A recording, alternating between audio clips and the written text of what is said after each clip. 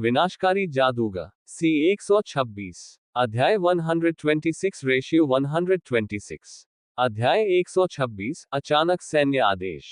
लिन मोयू की आश्चर्यजनक रूप से तेज लेवलिंग गति ने तोजो तारो को थोड़ा सतर्क कर दिया, और लिन मोयू के कंकालों ने उसे और भी भयभीत कर दिया।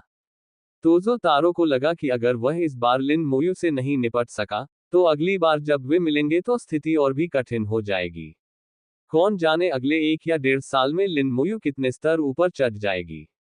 इस बार वह एक ऐसी बेहतरीन टीम लेकर आया था जो हेल डिफिकल्टी वाले आउटपोस्ट डंजन को भी पार कर सकती थी। वह इतना अच्छा मौका गंवाना नहीं चाहता था। उनके मन में पहले से ही बैर था, और उसके स्वभाव को देखते हुए उसे बदला लेना ही था। लिन मोयू के मन में भी यही विचार होगा। लिन मोयू की जगह खुद को रखकर उसने यही सोचा। जैसे ही वह पहुंचा, पास के डिवाइन समर एम्पायर के पदधारक खड़े होने लगे। तोजो तारो ने भौहें चढ़ाईं। उन्हें एहसास हुआ कि उन्होंने किसी चीज को नजरअंदाज कर दिया था। दिव्य ग्रीष्म साम्राज्य की एकता प्रसिद्ध थी। 100 से अधिक डिवाइन समर एम्पायर के करियर धारकों की निगरानी में उसके लिए लिन मोयू के खिलाफ कोई कदम उठाना लगभग असंभव था। लेकिन वह इस तरह हार मानने को तैयार नहीं था। तोजो, हम हिल नहीं सकते, किसी ने तोजो तारो के कान में फुसफुसाया। 100 से अधिक निगाहों से घूरे जाने से उन पर काफी दबाव पड़ा। हालांकि वे सभी कुलीन सैनिक थे और हेल आउटपोस्ट कालकोटरी को पार करने में आश्वस्त थे। यहां डिवाइन समर एम्पायर के करियर धारकों की संख्या बहुत अधिक थी, जो उनकी संख्या से 10 गुना से भी अधिक थी। अगर उन्हें घेरकर पीटा जाए तो उनकी मौत होने की संभावना सबसे अधिक होगी। तोजो तारो को भी यह बात समझ आ गई थी, और उसने सिर हिलाकर लिन मोयू से कहा, करियर होल्डर टूर्नामेंट में मैं तुम्हारे साथ फिर से प्रतिस्पर्धा करना चाहता हूं ताकि यह निर्धारित हो सके कि कौन बेहतर है। मुझे उम्मीद है कि तब आप मुझे निराश नहीं करेंगे। भले ही वह कोई कदम न उठा सके, लेकिन वह सीधे सीधे वहां से जा भी नहीं सकता था। फिर भी उसे अपनी इज्जत बचाने के लिए कुछ कड़े शब्द बोलने पड़े। किसी को उम्मीद नहीं थी कि वह अचानक ऐसा कह देगा। उसने वास्तव में कोई हरकत नहीं की। इतना कहकर वह चला गया। शुरू से अंत तक उसने केवल 2 वाक्य बोले और कुछ भी अनुचित नहीं किया। आसपास के सतर्क डिवाइन समर करियर धारक भी निश्चिंत हो गए। चूंकि दूसरी तरफ से कोई कदम नहीं उठाया गया, इसलिए वे भी कोई कदम नहीं उठाएंगे। निंग येई ने लिन मोयू के कान में फुसफुसाते हुए कहा, वह कोई हरकत नहीं करेगा। यहाँ बहुत सारे लोग हैं। लिन मोयू भी यह बात समझ गई थी। हाँ, वह कोई कदम नहीं उठाएगा, और न ही मैं। यहाँ विभिन्न देशों से आए हुए बहुत सारे लोग थे। दोनों पक्षों में से कोई भी आसानी से कोई कदम नहीं उठा सकता था। हालांकि यह एक ऐसी दुनिया थी जहां ताकत का सम्मान किया जाता था, लेकिन वह अभी तक उस स्तर तक नहीं पहुंचा था। उसकी मुट्ठी इतनी बड़ी नहीं थी। केवल पर्याप्त मजबूत मुट्ठी से ही कोई अपनी मनमर्जी कर सकता था। बाय युवान की तरह अगर वह कुछ करना चाहता या किसी को मारना चाहता, तो कौन कुछ कहने की हिम्मत करता। बाय युवान ने इससे पहले भी ऐसे कारनामे किए थे जिनसे पूरी दुनिया चौंक गई थी। उस समय उसने स्टिक कंट्री में धावा बोल दिया और हर दिशा में लोगों को मार डाला। आज भी छोटा सा स्टिक कंट्री बाय युवान से भयभीत था। लिन मोयू को अभी अभी तोजो तारो की आंखों में नफरत साफ दिखाई दी। उनके बीच की ये दुश्मनी अभी खत्म नहीं हुई थी। देर सवेर हिसाब किताब का दिन तो आना ही था। तोजो तारो का समूह कालकोटरी में दाखिल हुआ। 11 लोगों को हेल डिफिकल्टी वाले आउटपोस्ट डंजन को पार करना था। पूरी टीम से एक कम। स्पष्टतः उन्हें पूरा भरोसा था। कालकोटरी में प्रवेश करते ही तनावपूर्ण माहौल समाप्त हो गया। सभी लोग फिर से बातचीत और हंसी मजाक करने लगे। लिन मोयू और निंग यही फिर से बैठ गए। समय कितनी जल्दी बीत जाता है। एक बार फिर करियर होल्डर टूर्नामेंट का समय आ गया है। लिन मोयू को स्वाभाविक रूप से करियर होल्डर टूर्नामेंट के बारे में पता था। करियर धारकों की इस दुनिया में ये टूर्नामेंट हर 5 साल में आयोजित किया जाता था। इसे दुनिया की सबसे बड़ी प्रतियोगिता कहा जा सकता है। हर तरह के पेशेवर लोग प्रतिस्पर्धा करेंगे। केवल युद्ध संबंधी करियर ही नहीं, बल्कि कुछ सहायक और जीवन संबंधी करियर में भी अपनी अपनी प्रतियोगिताएं होती थी। बेशक सबसे रोमांचक तो अभी भी युद्ध कौशल से जुड़ी प्रतियोगिताएं ही थीं। इसमें team battle, solo battle, unlimited battle और कई अन्य प्रकार के बैटल शामिल थे। ये शानदार था, विशेषकर इसलिए क्योंकि यह career holder tournament divine summer empire में आयोजित किया जा रहा था। विश्व की एक शीर्ष शक्ति के रूप में दिव्य ग्रीष्म साम्राज्य के टूर्नामेंट का पैमाना अभूतपूर्व रूप से भव्य था। विश्वभर से अनगिनत पेशेवर लोग दिव्य ग्रीष्म साम्राज्य में आते थे। निंग येई ने कहा, तो चलिए हम भी इसमें भाग लेने के लिए पंजीकरण करा लेते हैं। लिन मोयू ने हंसते हुए कहा, हम तो सिर्फ 2 लोग हैं। टीम प्रतियोगिताओं में 5 लोगों की टीम चाहिए होती है। निंग येई मुस्कुराई, तो फिर हम और लोगों को ढूंढ लेंगे। आपके साथ चिंता की कोई बात नहीं है। हम कुछ ऐसे लोगों को भी ढूंढ सकते हैं जो सिर्फ देखते रहें और लड़े नहीं। और एकल प्रतियोगिताएं भी हैं। आपको उनमें भाग लेने के लिए पंजीकरण कराना होगा। चैंपियन को बहुत अच्छे पुरस्कार मिलते हैं। लिन मोयू ने सिर हिलाया। प्रत्येक करियर होल्डर टूर्नामेंट के विजेता को मिलने वाले पुरस्कार हमेशा बहुत अच्छे होते थे। टीमें एक के बाद एक कालकोठरी में दाखिल हुई। बाहर पहले की तुलना में कम लोग थे। अचानक डिवाइन समर करियर धारकों के कंधों पर लगे सैन्य बैज चमक उठे।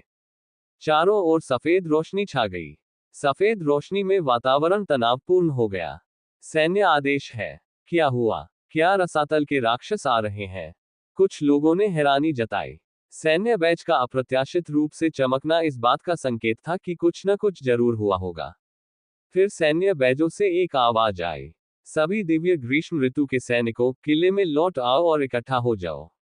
जिस क्षण उन्होंने सैन्य बैज पहने, वे डिवाइन समर एम्पायर के सैनिक बन गए। आमतौर पर वे स्वतंत्र रूप से कार्य कर सकते थे, लेकिन युद्ध छिड़ने के बाद उन सभी को एकीकृत व्यवस्थाओं का पालन करना पड़ा। डिवाइन समर के सभी सैनिकों ने बिना कुछ बोले टेलीपोर्टेशन स्टोन का इस्तेमाल करके किले में वापसी की। एलिमेंटल बैटलफील्ड में कलकोठरियों में मौजूद करियर धारकों को भी यह आदेश प्राप्त हुआ।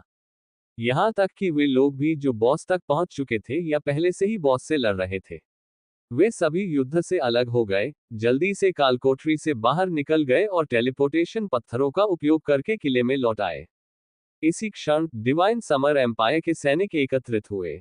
महज 1 मिनट बाद चौकी के तहखाने के सामने डिवाइन समर एम्पायर के कोई सैनिक नहीं बचे थे। अन्य देशों के पेशेवर लोग स्तब्ध रह गए। ये गति कितनी थी? यह अभिकेंद्रीय बल कितना था? एक ऑर्डर आया और सब लोग वापस आ गए। किसी ने कालकोठरी का पता लगाने वाला ताबीज फेंक दिया। वे सब सचमुच वापस चले गए। यहां तक कि कालकोठरी में बंद लोग भी वापस चले गए। दिव्य ग्रीष्म ऋतु साम्राज्य और उसकी सेना वास्तव में दुर्जय है। ऐसा भयावह सामंजस्य हमारे देश में इस तरह की घटना कभी नहीं हो सकती। हमें आजादी चाहिए। वापस जाना है या नहीं, ये हमारा अधिकार है। देश को हमें आदेश देने का कोई अधिकार नहीं है। जब वे अभी भी बात कर रहे थे, अचानक उनके सैन्य बैज से एक समान प्रकाश निकलने लगा। फिर सैन्य आदेश आए, जिसमें प्रत्येक देश के लोगों को वापस लौटने के लिए कहा गया। इस पर जो लोग पहले शोर मचा रहे थे, वे चुप हो गए। जो लोग आजादी की बात कर रहे थे, उन्होंने आज्ञाकारी रूप से टेलीपोर्टेशन पत्थरों का उपयोग करके अपने अपने किलों में वापसी की। कुछ समय के लिए एलिमेंटल बैटलफील्ड में आबादी बहुत कम हो गई थी।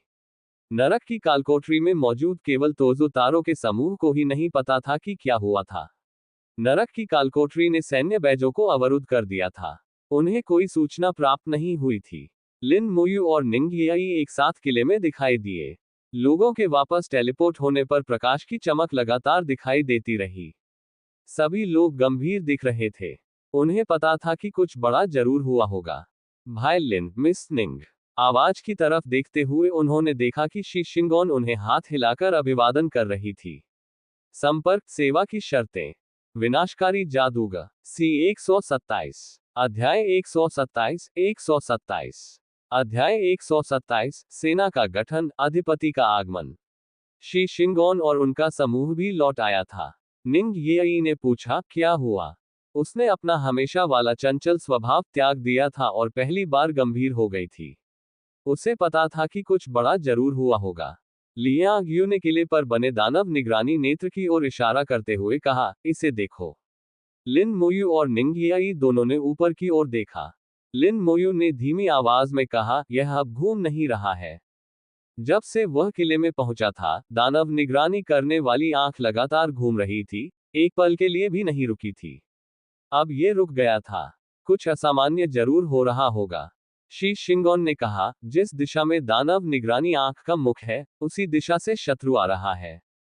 ये रसातल की दिशा भी है, जिसका अर्थ है कि बड़ी संख्या में रसातल के राक्षस आ रहे हैं। नहीं तो ये हम सबको वापस नहीं बुलाता। लिन मोयू को इससे एक जानकारी मिली। सैन्य आदेश जारी करने और उन्हें वापस बुलाने वाला वास्तव में दानव निगरानी करने वाली आंख थी। शी शिंगोन मुस्कुराए और बोली, क्या आपको आश्चर्य हुआ? जब मैंने पहली बार इसका सामना किया तो मुझे भी बहुत आश्चर्य हुआ था। राक्षस निगरानी करने वाली आंख हमारी कल्पना से कहीं अधिक शक्तिशाली है। मुझे इसका सटीक कारण तो नहीं पता, लेकिन कहा जाता है कि हर बड़े पैमाने की लड़ाई का नेतृत्व यही आंख करती है। यहां तक कि उन शक्तिशाली विशेषज्ञों को भी इसके उपयोग को स्वीकार करना होगा। तो बात कुछ इस तरह थी। लिन मोयू को लगा कि उसने दानव निगरानी नेत्र को वास्तव में कम आंका था। वह हमेशा से यही सोचता था कि यह रसातल के राक्षसों की गतिविधियों पर नजर रखने का एकमात्र निगरानी उपकरण है। उन्हें यह उम्मीद भी नहीं थी कि यह युद्ध के आदेशों का पालन भी करेगा। कुछ ही मिनटों के बाद टेलीपोर्टेशन समाप्त हो गया। एक गूंज के साथ अचानक एक सुरक्षात्मक घेरा पूरे किले को घेर लिया। किले में एक आवाज गूंज उठी, स्तर 30 से नीचे के सभी करियर धारक शहर की दीवारों में चले जाएं। लेवल 30 से नीचे के करियर धारकों के सभी सैन्य बैच जगमगा उठे। फिर उन सभी को सामूहिक रूप से शहर की दीवारों तक टेलीपोर्ट कर दिया गया। ये कहने की आवश्यकता नहीं है कि यह कार्य भी दानव निगरानी नेत्र द्वारा ही किया गया था।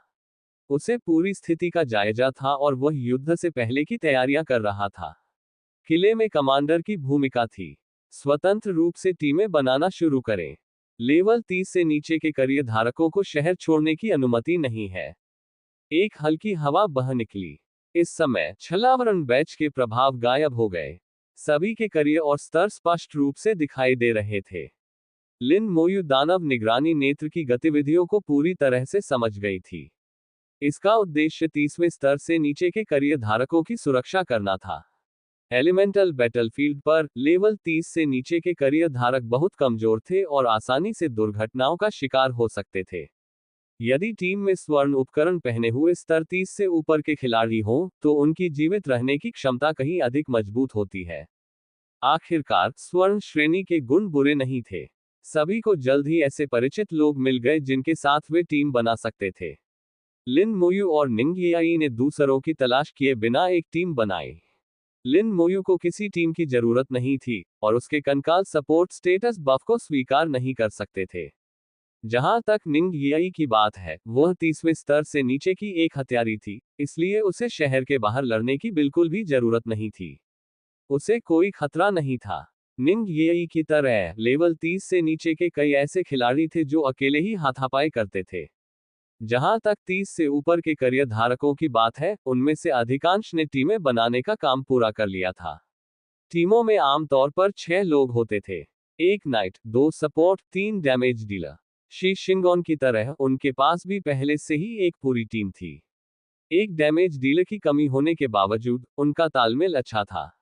असली लड़ाई में वे किसी भी दूसरी टीम से कमतर नहीं होते। लेवल 30 से ऊपर के करियर धारकों में से बहुत कम लोग अकेले काम करते थे। आखिरकार सपोर्ट स्टेटस बफ्स के साथ युद्ध शक्ति में नाटकीय रूप से वृद्धि हो सकती है। इस समय किले के ऊपर आकाश में पवित्र प्रकाश चमक उठा, मानो पूर्णिमा का चंद्रमा प्रकट हो गया हो। मो यून अपने यूनिकॉर्न पर बैठी हवा में उड़ रही थी। धरती की ओर देखते हुए उसके चेहरे पर उदासीनता का भाव था। वह अकेली थी, उसके साथ कोई टीममेट नहीं था। वह काफी ऊंचाई पर थी और वहां से वह अन्य पेशेवर लोगों को नीचे देख रही थी। दूसरे लोग भी उसे परेशान नहीं करते थे। लिन मोयू को यह थोड़ा अजीब लगा, मुझे कोई भी लेवल 40 करियर धारक नहीं दिख रहा है जिसने अपना दूसरा परिवर्तन पूरा कर लिया हो। निंग येई ने कहा, मुझे भी नहीं पता कि क्या हो रहा है। वहां मौजूद सभी लोग लेवल 40 से नीचे थे, क्योंकि उन्होंने अभी तक अपना दूसरा संक्रमण पूरा नहीं किया था। आकाश में उड़ रही मो यून वर्तमान में 39वें स्तर पर थी, जो यहाँ का उच्चतम स्तर का करियर धारक है। दानव निगरानी नेत्र के नीचे स्थित चबूतरे पर एक अत्यंत हट्टा कट्टा आदमी प्रकट हुआ। वह वहां एक विशाल पर्वत की तरह खड़ा था। नी जियोंग, लेवल 60, सेना अधिपति। आर्मी ओवरलॉर्ड ही उनका करियर था। यह एक बेहद दुर्लभ करियर था, जो दिग्गज करियर धारकों के नाम भी दर्ज है। हालांकि सामान्य तौर पर यह पेशा उतना उपयोगी नहीं था। इसकी भूमिका केवल बड़े पैमाने पर सैन्य युद्धों के दौरान ही प्रमुख हो जाती थी। किसी ने कहा, दक्षिण पश्चिम के नी परिवार का अधिपति काल ये सचमुच एक सैन्य काल है। नी परिवार की पेशेवर वंश परंपरा एक विशिष्ट पेशेवर परंपरा। सेना में सबसे महत्वपूर्ण पेशा, व्यवहारिक रूप से एक ईश्वर समान अस्तित्व। उनके यहाँ होने से इस लड़ाई में जीत निश्चित है। नी शियोंग ने सम्राट की तरह अपनी तलवार ऊंची उठाई और कहा, मेरी आज्ञा सुनो, सेना बनाओ। सेना में शामिल होते ही सभी के सैन्य बैज चमक उठे। इस समय कोई भी मना नहीं करेगा, और न ही किसी की मना करने की हिम्मत होगी। सेना का गठन हो चुका है। मैं सेनापति हूँ। युद्ध के बाद योगदान के आधार पर सैन्य योग्यताओं को एकत्रित किया जाएगा और वितरित किया जाएगा। सेना का गठन हो चुका है। आप सब साथी हैं। कौशल से गलती से भी दुश्मन को नुकसान नहीं होगा, इसलिए खुलकर उनका इस्तेमाल करें। सेना का गठन हो चुका है। युद्ध के दौरान जो कोई भी पीछे हटेगा या दुबक जाएगा, उसे बाद में दंडित किया जाएगा। अपनी बात समाप्त करते ही उसने अपनी तलवार को जोर से घुमाया। उसके चारों ओर एक विशाल आभा प्रकट हुई। वह आभा तुरंत फैल गई और सभी को अपने घेरे में ले लिया। ताकत। एक गहरी आवाज गूंजी। सबकी ताकत 50% बढ़ गई। फुर्ती, आत्मा, संविधान, हर चीख के साथ एक आभा उत्पन्न होती थी। सभी व्यक्तियों के चारों मुख्य गुणों में 50% की वृद्धि हुई। लिन मुयु को बहुत बड़ा झटका लगा। पूरी सेना के लिए एक बफ। और यह काम एक ही बार में पूरा हो गया, पैगंबरों जैसे सहायक पेशों के विपरीत। एक एक करके। अभी बफ्स का सिलसिला खत्म नहीं हुआ था। तत्वीय प्रतिरोध, जादुई संवर्धन, खून खराबे का हमला, कई और कौशल सक्रिय हो गए। सभी लोग पूरी तरह से तरोताजा थे। मौलिक प्रतिरोध में 50% की वृद्धि हुई है। जादू की क्षमता में वृद्धि, मंत्रों से होने वाला नुकसान 30% बढ़ जाता है। रक्तपिपासा हमला, शारीरिक हमले दुश्मन की जीवन शक्ति को अवशोषित करके स्वयं को ठीक करते हैं। इन सुधारों के साथ पूरी सेना की युद्ध क्षमता में नाटकीय रूप से वृद्धि हुई। सबसे महत्वपूर्ण बात यह है कि ये बफ्स पैगंबरों के बफ्स के साथ टकराव नहीं करते थे। इस तरह युद्ध क्षमता में कम से कम 4-5 गुना वृद्धि हुई। लिन मुयु ने मन ही मन अफसोस जताया कि उसके कंकालों को ये लाभ नहीं मिल सकते। अगर उसकी हड्डियों को पॉलिश किया जा सकता, वह दृश्य बेहद खूबसूरत होगा। शायद भविष्य में ऐसा होगा। लिन मुयु ने फिर सोचा, वह पहले से ही काफी मजबूत था। अगर वह और भी ताकतवर हो गया, तो बाकी लोग कैसे बचेंगे? हेल डिफिकल्टी वाले डंगनों को अकेले कौन पार कर सकता है? विश्व स्तरीय बॉस को अकेले कौन हरा सकता है? ये काम सिर्फ वही कर सकता था। बफ्स पूरे होने के बाद टेलीपोर्टेशन फिर से शुरू हो गया। लेवल 30 से ऊपर के करियर धारकों को अलग अलग क्षेत्रों में टेलीपोर्ट कर दिया गया। शूरवीरों, योद्धाओं, हत्यारों और अन्य हाथापाई करने वाले पेशेवरों को शहर से बाहर भेज दिया गया था। सहायक सैनिकों, जादूगरों, तीरंदाजों और अन्य दूर से हमला करने वाले सैनिकों को शहर की दीवारों पर भेजा गया। सपोर्ट दूर से ही बफ्स और हीलिंग प्रदान कर सकता है। हाथापाई करने वाले योद्धा शहर के पास ही लड़ेंगे, अपनी कौशल सीमा से बाहर नहीं जाएंगे। अनुभवी योद्धाओं ने युद्ध की तैयारी के लिए तुरंत अपनी अपनी संरचनाएं व्यवस्थित कर ली। अनुभवहीन लोगों ने भी उनका अनुसरण किया। शहर के द्वार बंद थे। शाश्वत महान दीवार एक अवरोध से घिरी हुई, तेज रोशनी से जगमगा रही थी। योद्धाओं के पास पीछे हटने का कोई रास्ता नहीं था। ये युद्ध क्षेत्र था। उन्हें मृत्यु तक लड़ना था, पीछे हटने का कोई रास्ता नहीं था। वे सबसे खतरनाक स्थिति में थे। सहायक सैनिक, जादूगर, तीरंदाज और अन्य दूर से हमला करने वाले योद्धा पहले की तुलना में कहीं अधिक सुरक्षित थे। युद्ध की तैयारियां पूरी होने के बाद अचानक एक विशाल काला कोहरा 1000 मीटर दूर से उठा। संपर्क सेवा की शर्तें। विनाशकारी जादूगर। C-128। अध्याय 128। 128। अध्याय 128। अभिशाप। युद्ध में शामिल होने का अनुरोध। काली धुंध के साथ ठंडी हवा भी चल रही थी। लिन मुयु ने इससे पहले भी इसी तरह की आभा महसूस की थी, रसातल के राक्षसों की आभा। फिर कोहरे से अनगिनत काले बिंदु उभर आए। भयानक संख्या में एबिस हेलहाउंड्स। उनकी गिनती करना मुश्किल था, वे बहुत घनी आबादी में थे, शायद 10,000 से अधिक होंगे। जैसे ही वे प्रकट हुए, हेलहाउंड्स दौड़ते हुए जोर जोर से भौंकते हुए किले नंबर 1 की ओर दौड़ पड़े। फिर काले कोहरे से राक्षस प्रकट हुए। वे अधिकतर रसातल कुत्ते दानव थे, जैसे कि लिन मोयू ने पहले मारा था, जिनका स्तर 36-38 था। जैसा कि शी शिंगोन ने कहा था, रसातल उच्च स्तर के राक्षसों को यहां टेलीपोर्ट नहीं कर सकता था। आने वाले दुश्मनों का सामना करते हुए कई पेशेवर लोग घबरा गए।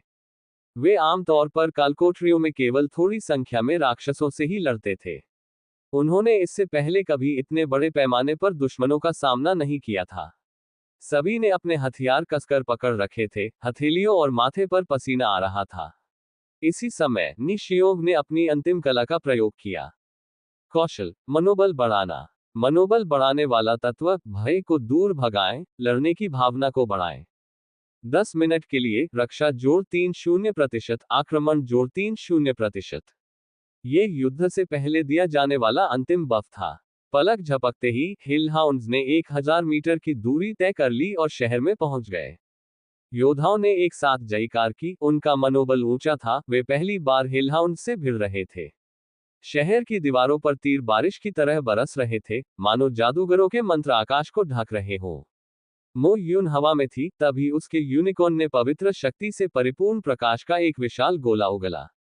वह नीचे गिरा और जोरदार धमाके के साथ फट गया। 1 दर्जन से अधिक हेलहाउंड्स को उड़ा दिया गया और वे मौके पर ही मर गए। वह 39वें स्तर पर थी, जबकि हेलहाउंड्स केवल 31वें स्तर पर थे। पवित्र शक्ति का हेलहाउंड्स पर भी दमनकारी प्रभाव था, साथ ही सभी स्टेटस बफ्स भी। उसके हमले के तहत हेलहाउंड्स को केवल तुरंत ही मारा जा सकता था। अरे वाह, ये छोटी बच्ची कितनी शक्तिशाली है। वापस आओ और मेरे बच्चे पैदा करो। जैसे ही पाताल लोक के राक्षस अंदर आए, भयावह हंसी गूंज उठी।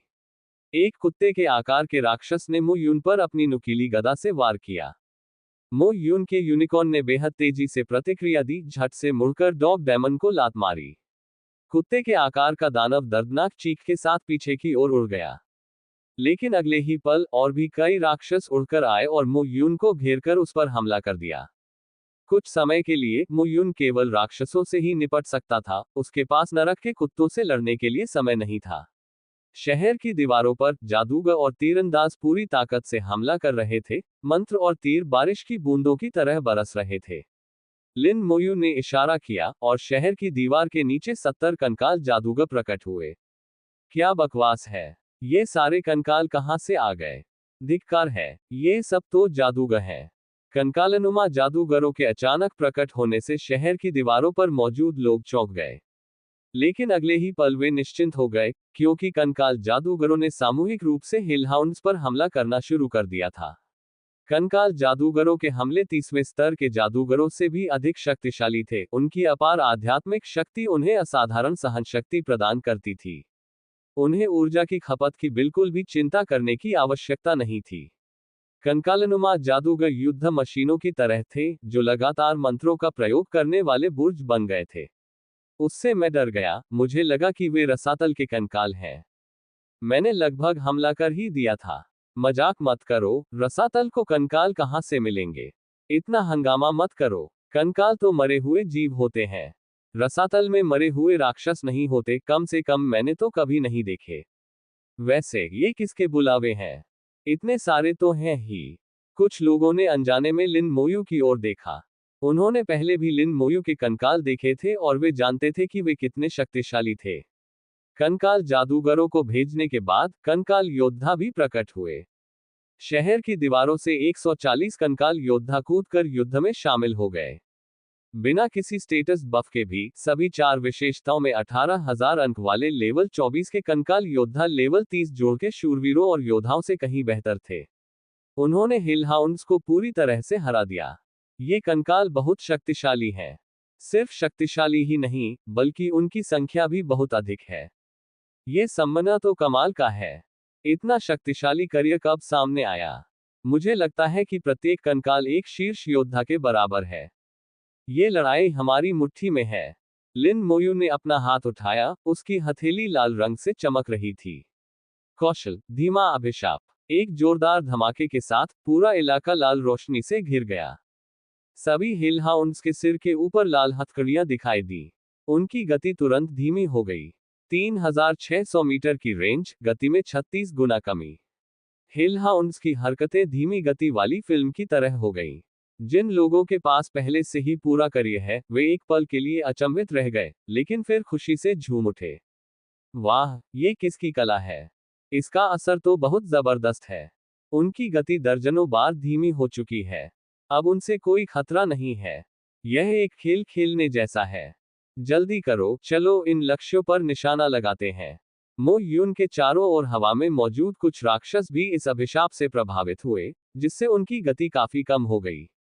लेकिन उनके उच्च स्तर और मजबूत विशेषताओं का मतलब था कि वे हिलहाउंड्स की तुलना में कहीं बेहतर स्थिति में थे। धिक्कार है! धिक्कार है इन इंसानों पर! 1000 मीटर दूर काले कोहरे से एक गर्जना सुनाई दी। स्लोकस का दायरा इतना व्यापक था कि काले कोहरे में मौजूद प्राणी भी इससे प्रभावित प्रतीत हुआ। लिन मोयू ने अनुमान लगाया कि काली धुंध निश्चित रूप से रसातल की ओर ले जाती होगी, हालांकि वह निश्चित रूप से नहीं जानता था कि वह कहां है। काले कोहरे से अचानक आग की लपटें फूट पड़ी। आग की लपटें आसमान में भयंकर रूप से फैल गईं, और आसमान आग से भर गया। अजीब बात यह थी कि इन लपटों ने लोगों को नहीं जलाया, बल्कि स्लोकस की बेड़ियों को जला दिया। आग की लपटों में जंजीरें जल्दी ही धुंधली पड़ गईं, फिर चकनाचूर हो गईं। अभिशाप दूर हो गया। नरक के कुत्ते और देहधारी कुत्ते शीघ्र ही सामान्य अवस्था में लौट आए। इसी समय काले कोहरे से 100 से अधिक संख्या में कुत्ते जैसे राक्षस बाहर निकल आए। जैसे ही वे प्रकट हुए, वे युद्ध के मैदान में टूट पड़े। कुछ लोग मो यून को घेरने और उसे मार डालने के लिए उसकी ओर दौड़े। हा, श्राप के बिना तुम सब मर सकते हो। मुझे उम्मीद नहीं थी कि तुम इंसानों में श्राप देने में माहिर पेशेवर भी होंगे। बेकार, हम रसातल के राक्षस अभिशापों के पूर्वज हैं। तुम सब मर जाओगे। राक्षस पागलों की तरह चिल्ला रहे थे। उनकी खुशी 1 सेकंड से भी कम समय तक टिकी रही। अगले ही पल, शाप का जाल फिर से गिर पड़ा। अभी भी धीमी गति से अभिशाप जारी है। तेज चीख पुकार अचानक बंद हो गई, बल्कि धीमी गति से चलने लगी। आप इस श्राप को दूर कर सकते हैं, इसलिए मैं इसे फिर से डालूंगा। तुम एक बार जादू हटाओगे, मैं एक बार जादू करूंगा। देखते हैं कौन तेज है। आकाश में फिर से ज्वालाएं दिखाई दी, जिन्होंने अभिशाप को दूर करने के लिए बेड़ियों को जला दिया। शाप गायब होते ही लिन मोयू ने उसे तुरंत दोबारा लिख दिया। दोनों पक्षों के बीच खींचतान जारी रही, कोई भी पक्ष रत्ती भर भी पीछे नहीं हटा। दुर्भाग्यवश रसातल के दानव और नरक के कुत्ते ही इसके शिकार हुए। युद्ध की लय पूरी तरह से बाधित हो गई। तेज से धीमी गति तक लड़ाई धीरे धीरे एक तमाशा बन गई। मानव पेशेवर अप्रभावित रहे। उन्होंने उत्साहपूर्वक हत्याएं की, जिससे थोड़े ही समय में भारी जनसंहार हुआ। शाप के प्रभाव में आकर हिलहाउंड्स में प्रतिरोध करने की कोई क्षमता नहीं बची। वे एक एक करके नष्ट होते चले गए। नौकरी पेशा लोग खूब मजे कर रहे थे। उन्होंने पहले कभी इतना अच्छा महसूस नहीं किया था। आकाश से एक कुत्ते के आकार का दानव गिरा, जिसे मो यून ने मार डाला। उनकी गति इतनी कम हो जाने के कारण ऐसा लग रहा था मानो 1 दर्जन से अधिक कुत्ते जैसे दानव मो यून से घिरे हुए हों। यूनिकॉर्न के हमले अविश्वसनीय रूप से भयंकर थे, प्रत्येक वार से डॉग डेमन्स को भारी क्षति पहुंच रही थी। काले कोहरे में छिपा दानव पागल हो गया, कोहरा बेतहाशा घूमने लगा। तुम्हें मर जाना चाहिए। कोहरे से एक क्रोधित आवाज आई। लिन मोयू ने इसे नजरअंदाज कर दिया और अपना काम जारी रखा। एक के बाद एक श्राप, तुम उन्हें उतनी तेजी से नहीं जला सकते जितनी तेजी से मैं उन्हें डाल सकता हूं। युद्ध क्षेत्र की लय पूरी तरह से बाधित हो गई थी। कोहरे से एक भयंकर दहाड़ सुनाई दी, जिसके बाद अलौकिक ज्वालाएं चारों दिशाओं में फैल गईं। ज्वालाएं लगातार जलती रहीं, अभिशाप को जलाकर राख कर देती रहीं, जिससे लिन मोयू को दोबारा अभिशाप करने का मौका नहीं मिला। अभिशाप के हट जाने से युद्ध क्षेत्र की लय सामान्य हो गई। सेना को मिली शक्तियों के प्रभाव में जादूगरों ने बिना किसी रोक टोक के अपने क्षेत्रीय हमले के कौशल का इस्तेमाल किया, जिससे बड़े पैमाने पर जानमाल का नुकसान हुआ। लेकिन हिलहाउंड्स की संख्या बहुत अधिक थी। ऐसा लग रहा था कि उन्हें खत्म करना असंभव था। कुछ कुत्ते जैसे राक्षस किले की ओर उड़े, लेकिन बाहर मौजूद ऊर्जा अवरोध ने उन्हें रोक दिया। उन्होंने चाहे जैसे भी हमला किया हो, वे उस अवरोध को भेद नहीं सके। इसलिए वे पेशेवर सैनिकों पर हमला करने के लिए युद्ध के मैदान में उतर गए। कुत्ते जैसे दानव नरक के कुत्तों की तुलना में कहीं अधिक शक्तिशाली थे, जिससे मानव पेशेवरों को काफी परेशानी का सामना करना पड़ा। विशेषकर स्तर 35 से नीचे वाले लोग बहुत खतरे में थे। शहर की दीवारों पर मौजूद सहारे लगातार नीचे काम कर रहे लोगों को ठीक करने के लिए कौशल का प्रदर्शन करते रहते थे। किसी के बुरी तरह घायल होने पर चीख पुकार मच गई। एक कुत्ते के दानव ने एक करियर धारक को पकड़ा और उसे दूर फेंक दिया। अच्छा नहीं है, वह बहुत दूर है। मेरी उपचार क्षमता से बाहर है। हम क्या करें? वह तो मरने ही वाला है। नीचे मौजूद सभी कर्मचारी घिरे हुए थे, कोई भी उसे बचाने के लिए खुद को छुड़ाने में सक्षम नहीं था। उस व्यक्ति को खूंखार कुत्तों के झुंड में फेंक दिया गया था और वह उन्हें काटकर मार डालने ही वाला था। इसी क्षण प्रकाश की एक किरण उस पर पड़ी। वह पल भर में गायब हो गया और अगले ही पल शहर की दीवार पर फिर से प्रकट हो गया। दानव निगरानी आंख ने पूरे युद्ध पर नजर रखी। जैसे ही उसे कोई खतरा दिखाई देता, वह लोगों को वापस टेलीपोर्ट कर देती थी। हालांकि इससे 100% हताहतों को रोका नहीं जा सका, लेकिन इसने उन्हें यथासंभव कम कर दिया। एक वैद्य ने तुरंत उसका इलाज शुरू कर दिया। कुछ ही सेकंड बाद उसके घाव लगभग ठीक हो गए थे। वह दीवार से फिर नीचे कूद गया और लड़ना जारी रखा। राक्षसों से लड़ना, उन्हें मारना। इस समय डिवाइन समर के लोग एक उद्देश्य के लिए एकजुट थे। लिन मोयू युद्ध क्षेत्र को देख रही थी और जानती थी कि अगर इसी तरह चलता रहा तो उन्हें बहुत लंबे समय तक लड़ना पड़ सकता है। इसमें जानमाल का नुकसान हो सकता है। उसने अचानक अपना सिर उठाया और नी शियोग से कहा, मैं बाहर जाकर युद्ध में शामिल होने का अनुरोध करता हूँ। नी जियोन की नजर लिन मोयू पर पड़ी। कई पेशेवर लोगों ने लिन मोयू पर भी नजर डाली। निंग यी जानती थी कि लिन मोयू क्या करना चाहता है।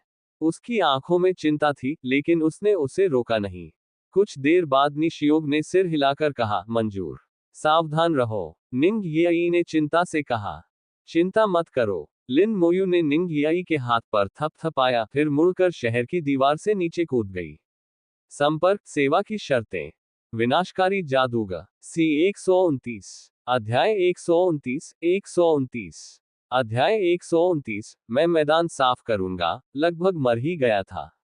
लिन मोयू ने शहर के बाहर युद्ध में शामिल होने का अनुरोध किया, उसे स्वीकृति मिल गई और फिर वह शहर की दीवार से नीचे कूद गया। कई लोग असमंजस में देखते रहे। वह नीचे क्यों गया? वह क्या करने वाला है? क्या वही वह व्यक्ति है जिसने पहले श्राप दिया था? सिर्फ अभिशाप ही नहीं, युद्ध के मैदान में मौजूद वे कंकाल योद्धा और दीवार पर बने कंकाल जादूगर भी सब उसी के हैं। उसका पेशा नेक्रोमेंसर है, वह सम्मनर लगता है। उसके द्वारा बुलाए गए प्राणी वास्तव में बहुत शक्तिशाली और असंख्य हैं, लेकिन वह खुद नीचे क्यों जा रहा है? पता नहीं, लेकिन सेना कमांडर ने मंजूरी दे दी है, इसलिए कोई ना कोई कारण तो जरूर होगा। संयोगवश लिन मोयू शी शिंगोन के ठीक बगल में उतरा। शी शिंगोन ने अभी अभी एक रसातल नरक के कुत्ते को खदेड़ा ही था कि उसने लिन मोयू को देखा और कहा, जूनियर लिन, तुम भी नीचे क्यों आ गए?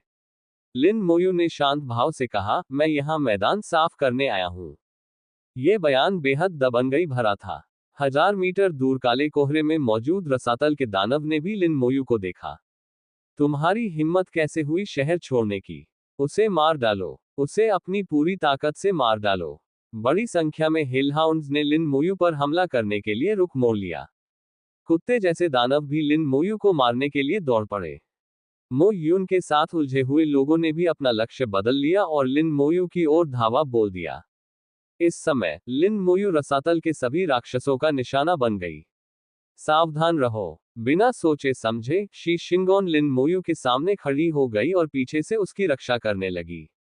कुत्ते जैसे दानव और नरक के कुत्ते पहले से ही करीब थे। लिन मोयू ने हल्की सी मुस्कान के साथ कहा, बिल्कुल सही समय। उसने अपना हाथ थोड़ा सा हिलाया और खुद पर बोन आर्मर का प्रयोग कर लिया। उन्होंने शी शिंगोन पर भी एक परत डाल दी। ये लड़ाई कई मिनटों से चल रही थी और हेलहाउंड के शव जमीन पर हर जगह बिखरे पड़े थे। इन शवों को देखकर लिन मोयू मुस्कुराए। उसने पास ही पड़े शव पर अपनी निगाहें जमा ली। कौशल, लाश विस्फोट, बूम। भीषण विस्फोट के दौरान बड़ी संख्या में हेलहाउंड मारे गए।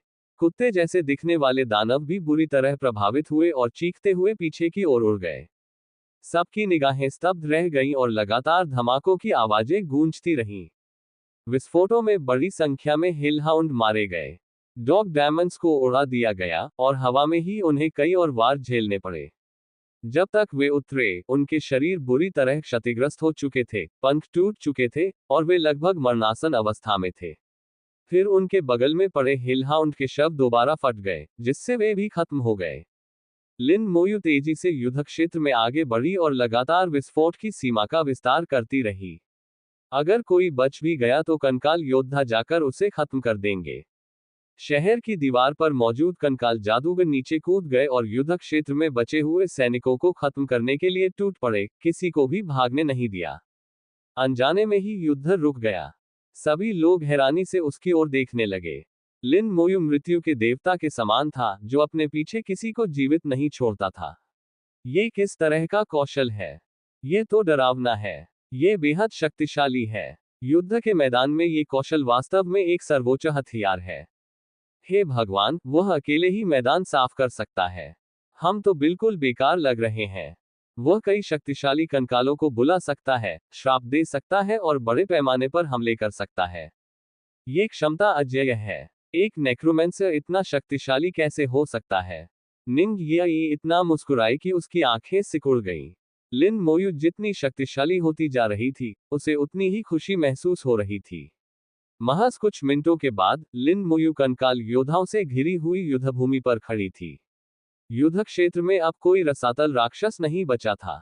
हवा में ही मोयुन ने लिन मोयू और उसके कंकालों को देखा। उसकी आंखों में अभी भी कुछ घृणा थी, लेकिन यह उससे कहीं बेहतर था जब उसने उसे पहली बार देखा था। काला कोहरा बेतहाशा उमड़ रहा था और अंदर से एक आवाज आई, तुम मेरे छोटे कुत्तों को तुमने ही मारा था। मैं तुम्हें याद रखूंगा, दिव्य ग्रीष्म साम्राज्य के मानव, लिन मोयू जादूगर। मैं तुम्हें याद रखूंगा। मैं तुम्हें जरूर मारूंगा, पक्का। कोहरे से पागल और क्रूर आवाजें आ रही थीं। कोहरे को लिन मोयू से घोर नफरत हो गई थी। लिन मोयू ने रसातल दानव राजा की धमकियों पर कोई ध्यान नहीं दिया और इसके बजाय काले कोहरे की ओर चलने लगी। शहर की दीवार पर तैनात पदाधिकारियों के चेहरे सदमे के बीच असमंजस भरे लग रहे थे। वह क्या कर रहा है? पता नहीं। वह काले कोहरे पर हमला तो नहीं करेगा, है ना? वह तो रसातल दानव राजा द्वारा बनाया गया एक टेलीपोर्टेशन तंत्र है। हमारे स्तर के लोग उससे निपट नहीं सकते। उसके कंकालों को देखो। कंकाल तेजी से कुत्ते दानव के शवों को घसीटते हुए ला रहे थे। वे लिन मोयू के पास से भागे और लाशों को काले कोहरे की ओर फेंक दिया। जैसे ही कुत्ते दानव के शव धुंध में गिरने ही वाले थे, लिन मोयू ने उन्हें विस्फोटित करने के लिए अपनी क्षमता का प्रयोग किया। एक के बाद एक धमाकों की आवाजें गूंज उठी। कंकाल योद्धाओं ने कम से कम 30 शव फेंक दिए। सभी को विस्फोटित कर दिया गया।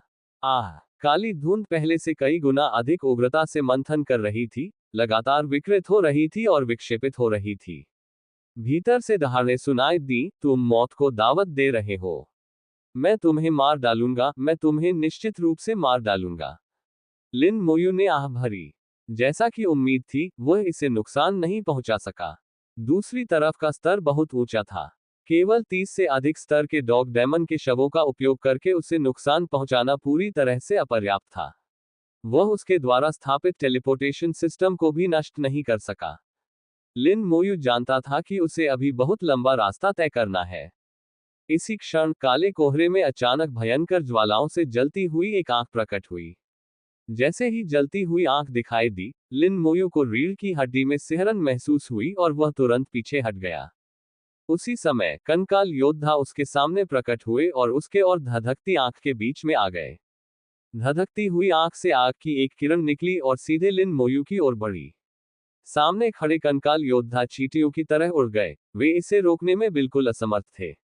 अग्नि की किरण लिन मोयू से टकराए और उसका अस्थि कवच तेज रोशनी से फट गया। लिन मोयू को जैसे किसी ने जोर से मारा हो, वह तुरंत पीछे की ओर उड़ गई।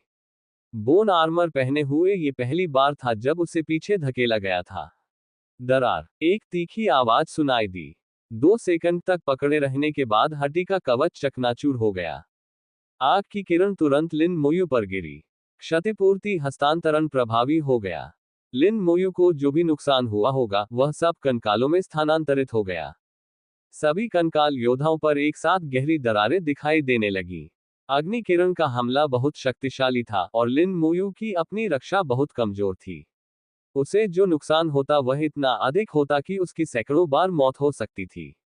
इस क्षति ने कंकालों की संरचना और रक्षा प्रणाली की अनदेखी की, जिससे सीधे तौर पर चोटें उत्पन्न हुई। कंकाल योद्धा सभी घायल हो गए थे। लिन मोयू घबराया नहीं, बल्कि पीछे हटते हुए उसने अपने ऊपर अस्थि कवच की एक और परत डाल ली। नए बोन आर्मर से सफेद रोशनी निकली, जो 2 सेकंड तक रही और फिर बिखर गई। इस समय तक दानव निगरानी आंख ने प्रतिक्रिया कर दी थी। लिन मोयू तुरंत गायब हो गई और शहर की दीवार पर पुनः प्रकट हुई। बिना किसी रुकावट के आग की किरण किले की दीवार से टकरा गई। अवरोधक जोर से गड़गड़ाया और उससे निकली चमकदार रोशनी ने आसपास के वातावरण को दिन के उजाले की तरह रोशन कर दिया। केवल किले की दीवार ही नहीं चमक रही थी, पूरी महान दीवार जगमगा रही थी। तेज रोशनी, दानव निगरानी आंख से एक किरण निकली, जो सीधे काले कोहरे को भेद गई। कोहरे से चीखें सुनाई दी। धधकती हुई आंख बुरी तरह घायल हो गई और तुरंत गायब हो गई। लिन मोयू, मैं तुम्हें नहीं छोड़ूंगा। एक चीख के साथ काला कोहरा छट गया और गायब हो गया। सभी ने राहत की सांस ली। अंततः ये सब समाप्त हो गया। लेकिन इस लड़ाई का अंत बहुत ही विचित्र था। इसका अंत लगभग अकेले लिन मोयू ने ही कर दिया था। इसमें कोई शक नहीं कि बाद में सैन्य सम्मानों का वितरण करते समय लिन मोयू को निश्चित रूप से सबसे बड़ा हिस्सा मिलेगा। क्या तुम ठीक हो? निंग येई का छोटा सा चेहरा बेहद चिंतित था। उसने लिन मोयू का हाथ पकड़ रखा था और वह लगातार कांप रही थी। लिन मोयू ने अपना सिर हिलाया और जबरदस्ती मुस्कुराते हुए कहा, मैं ठीक हूं।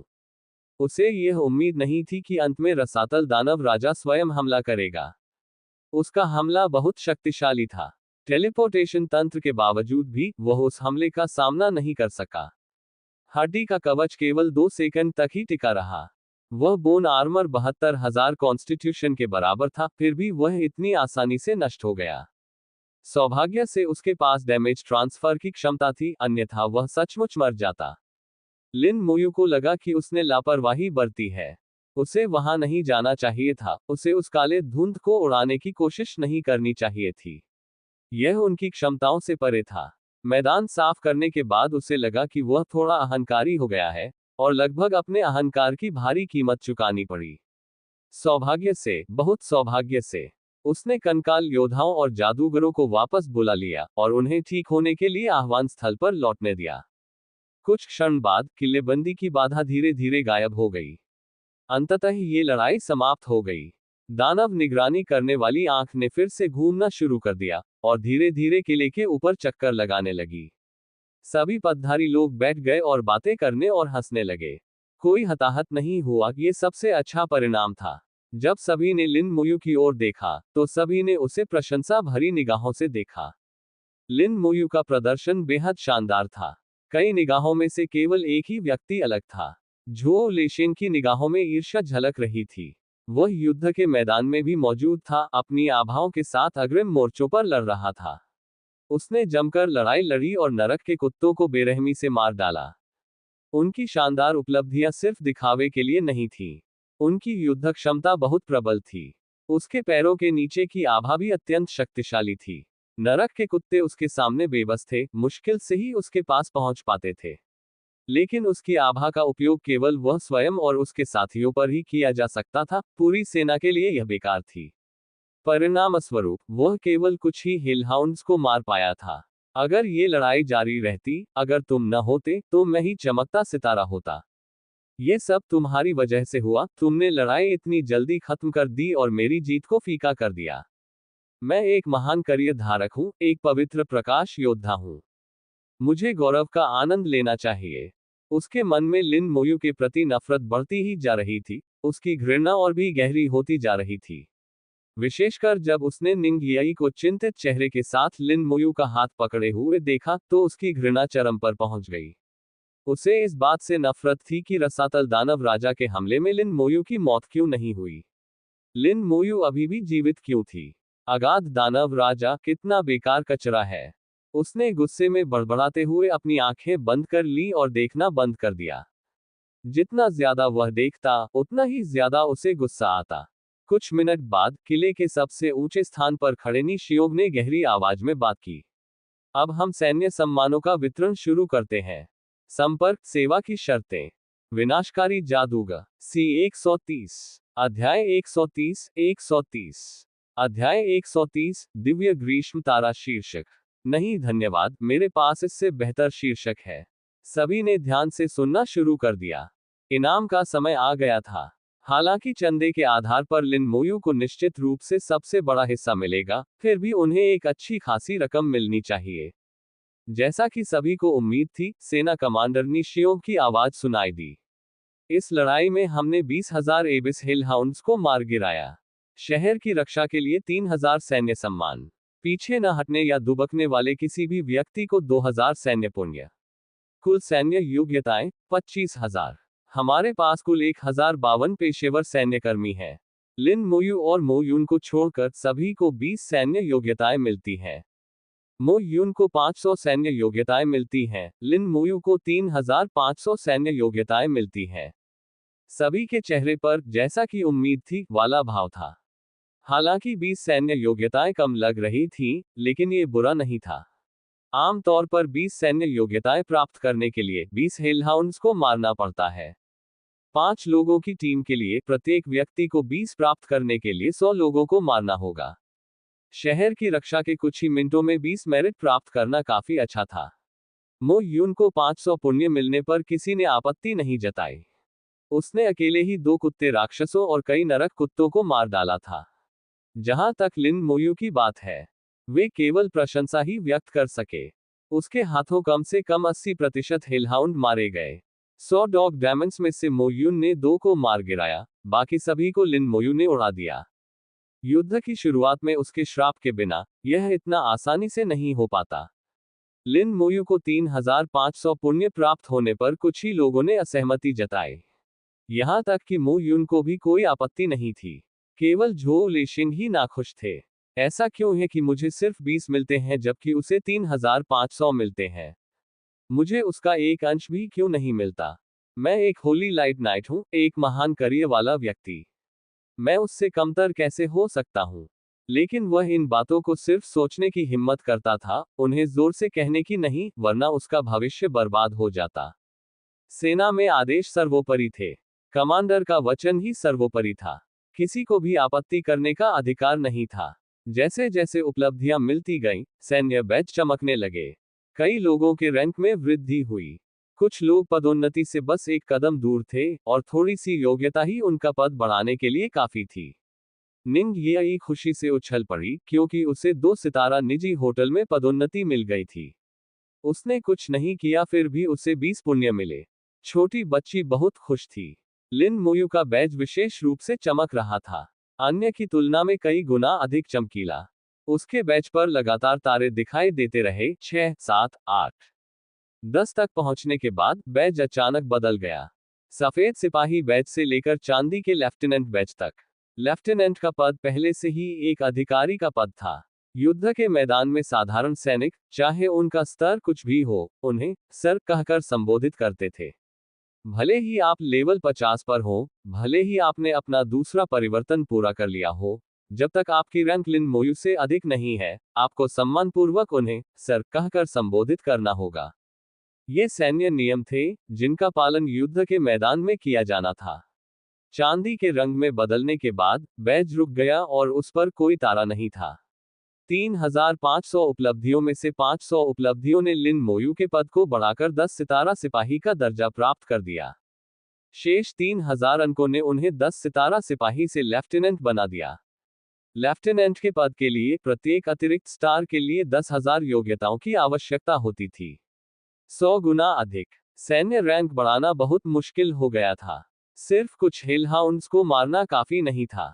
महत्वपूर्ण पुण्य प्राप्त करने के लिए किसी को मौलिक युद्ध क्षेत्र की गहराई में जाना पड़ता था, या फिर वास्तविक रसातल राक्षसों का शिकार करने के लिए रसातल में प्रवेश करना पड़ता था।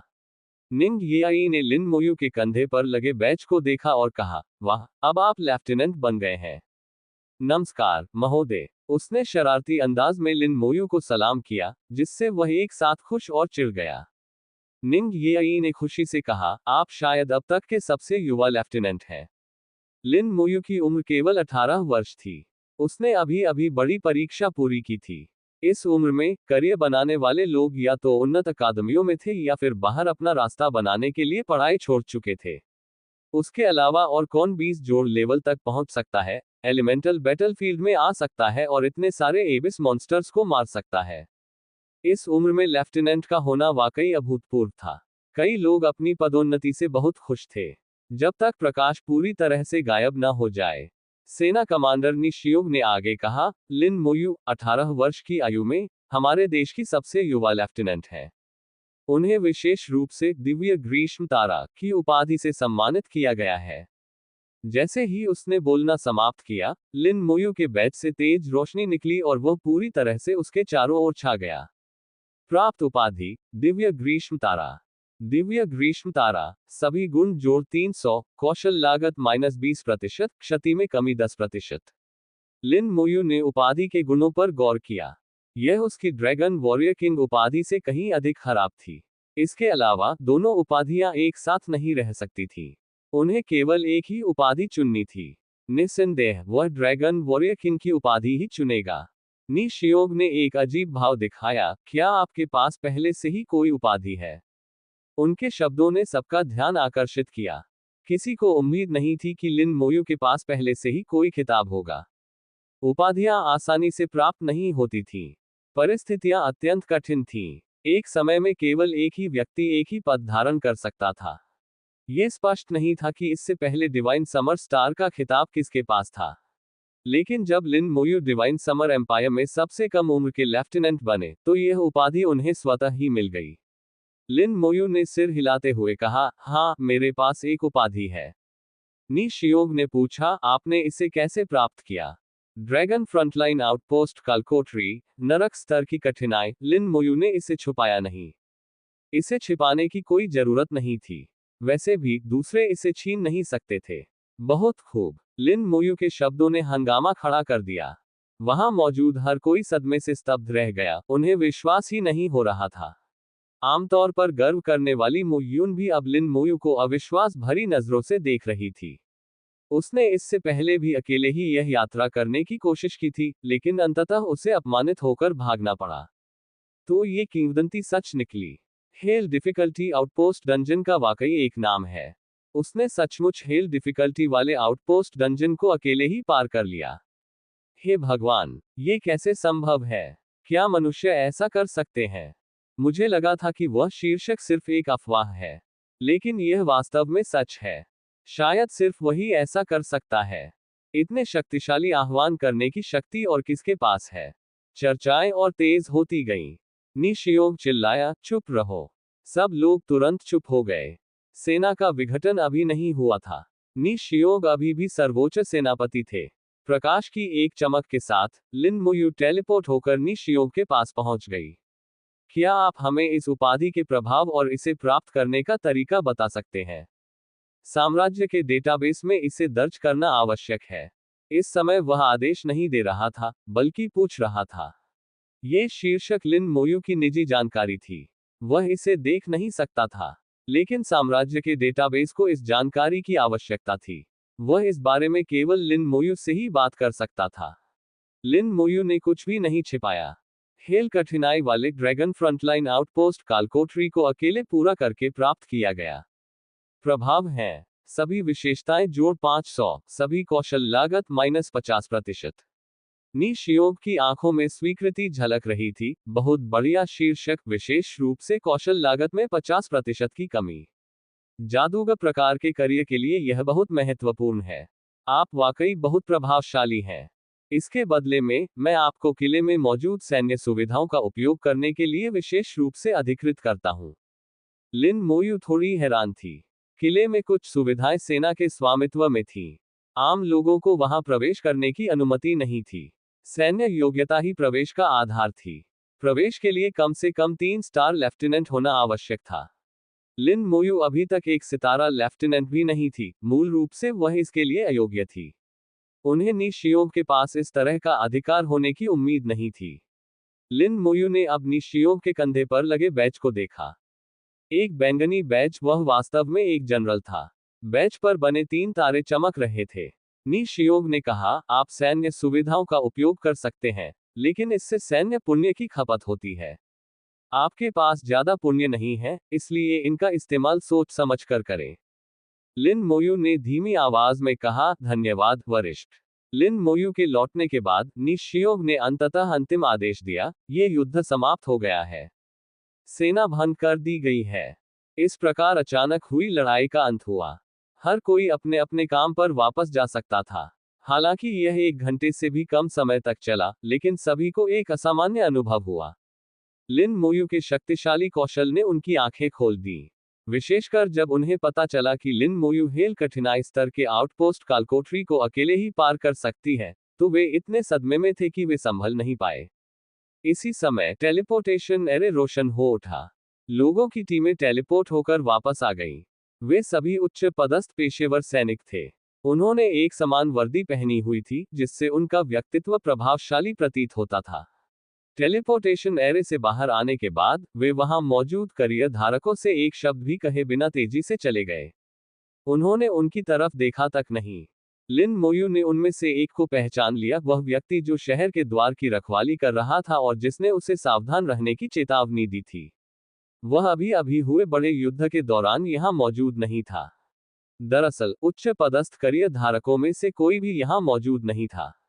यह पता नहीं चल पाया है कि वे कहां गए। कई लोगों के संचारकों ने फोन किया। युद्ध के दौरान संचार व्यवस्था ठप हो गई थी।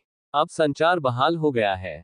जैसे ही उनका संपर्क हुआ, तरह तरह की आवाजें सुनाई देने लगी।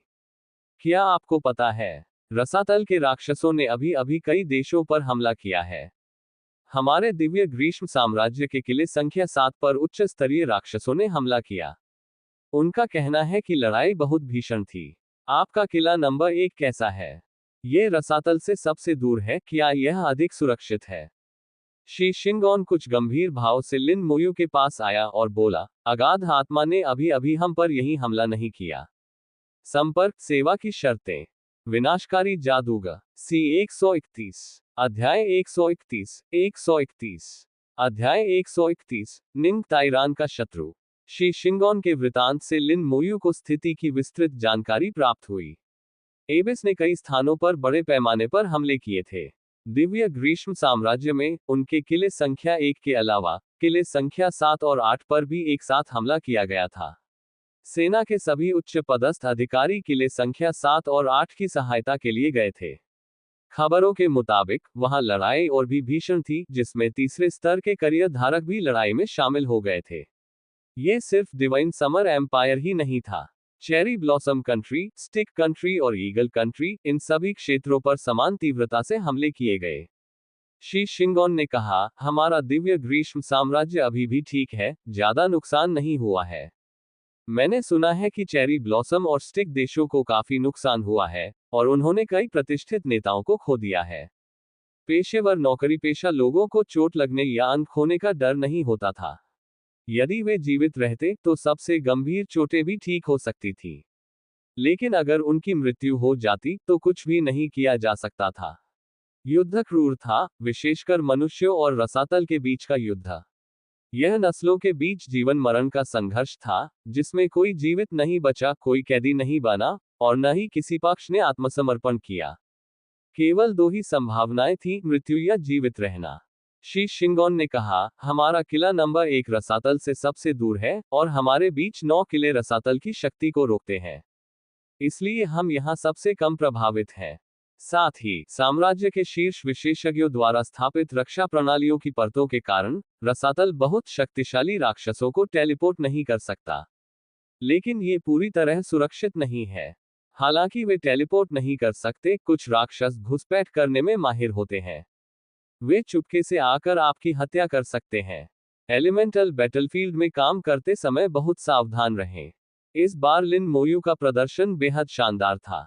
पाताल लोक के राक्षसों ने उस पर ध्यान दे दिया था।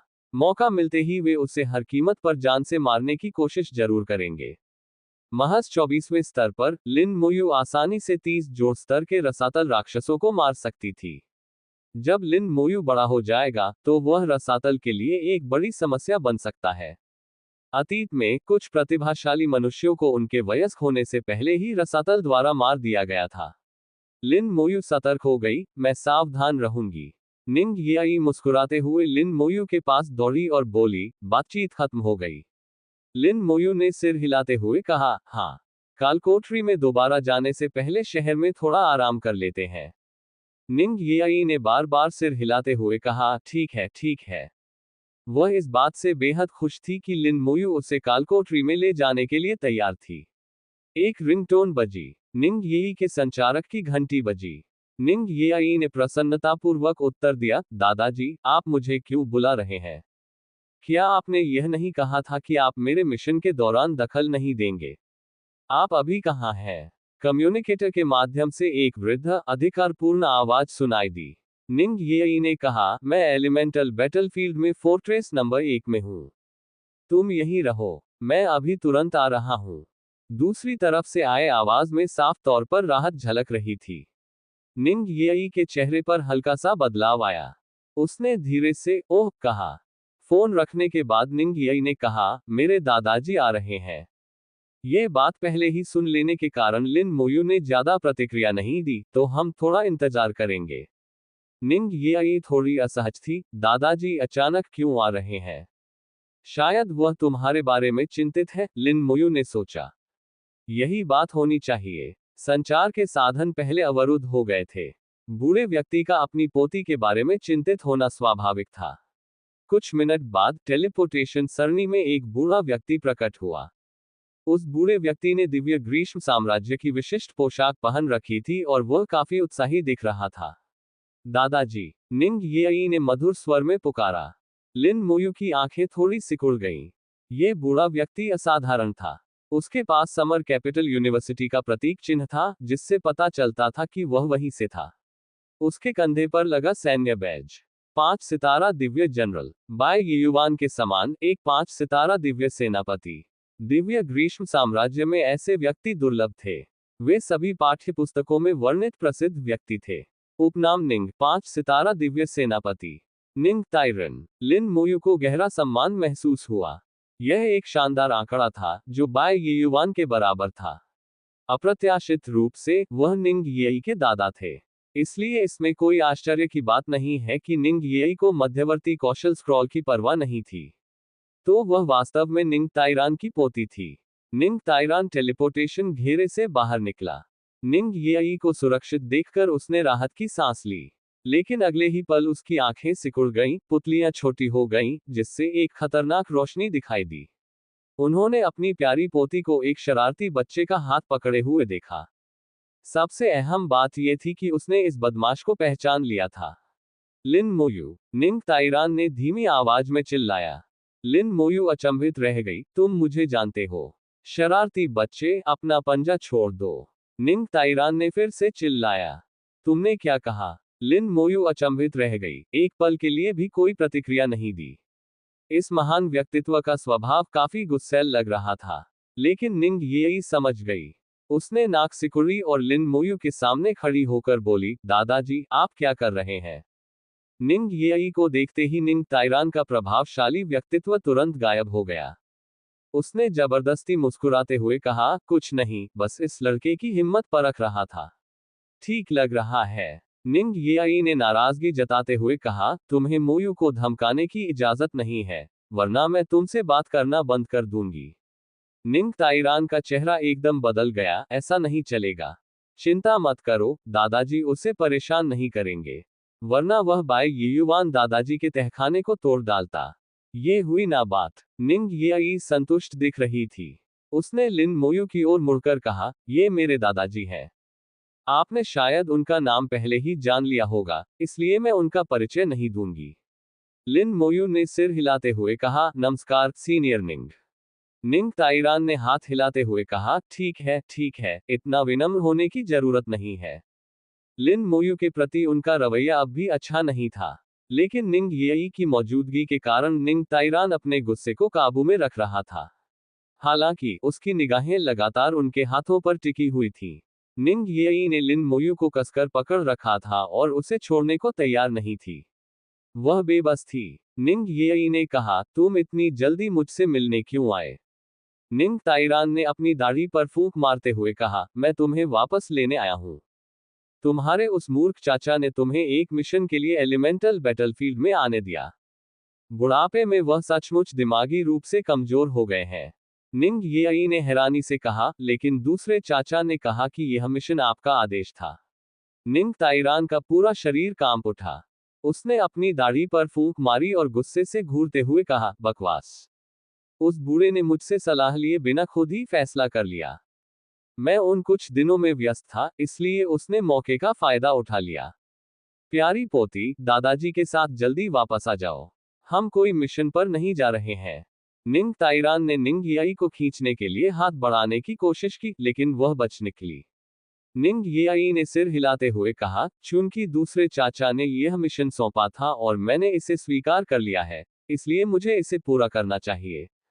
आपने मुझे ये सिखाया, किसी भी काम को अंत तक पूरा करना। निंग येई ने न्यायसंगत ढंग से बात की, जिससे स्पष्ट हो गया कि वह वापस नहीं लौटेगी। निंग ताइरान चिंतित हो गया, तुम कहीं भी मिशन कर सकते हो। विश्वविद्यालय में तुम्हारे लिए बहुत सारे मिशन हैं। एलिमेंटल बैटलफील्ड में ही क्यों? तुम्हें नहीं पता कि एलिमेंटल बैटलफील्ड कितना खतरनाक है? अगर कुछ हो गया तो क्या होगा? वो बूढ़ा मूर्ख बिल्कुल बेवकूफ है। मैं वापस जाकर उसकी खूब पिटाई करूंगा, उसे बताऊंगा कि फूल लाल क्यों होते हैं। निंग येई ने चिढ़कर कहा, मुयू के यहाँ होने से कोई खतरा नहीं होगा। मुयू ने मुझे कालकोठरी में ले जाने का वादा किया है। मैं हिल आउटपोस्ट सेट पूरा करना चाहता हूँ। उसे बार बार मुयू कहकर पुकारने से निंग ताइरान का चेहरा और भी बिगड़ गया। उसकी ईर्ष्या स्पष्ट रूप से बढ़ रही थी। लिन मोयू को घूरते हुए, बच्चे कुछ बोलो। एलिमेंटल बैटलफील्ड बहुत खतरनाक है। मैं नहीं चाहती कि येई यहाँ जोखिम उठाए। उनके शब्दों में धमकी भरा लहजा था।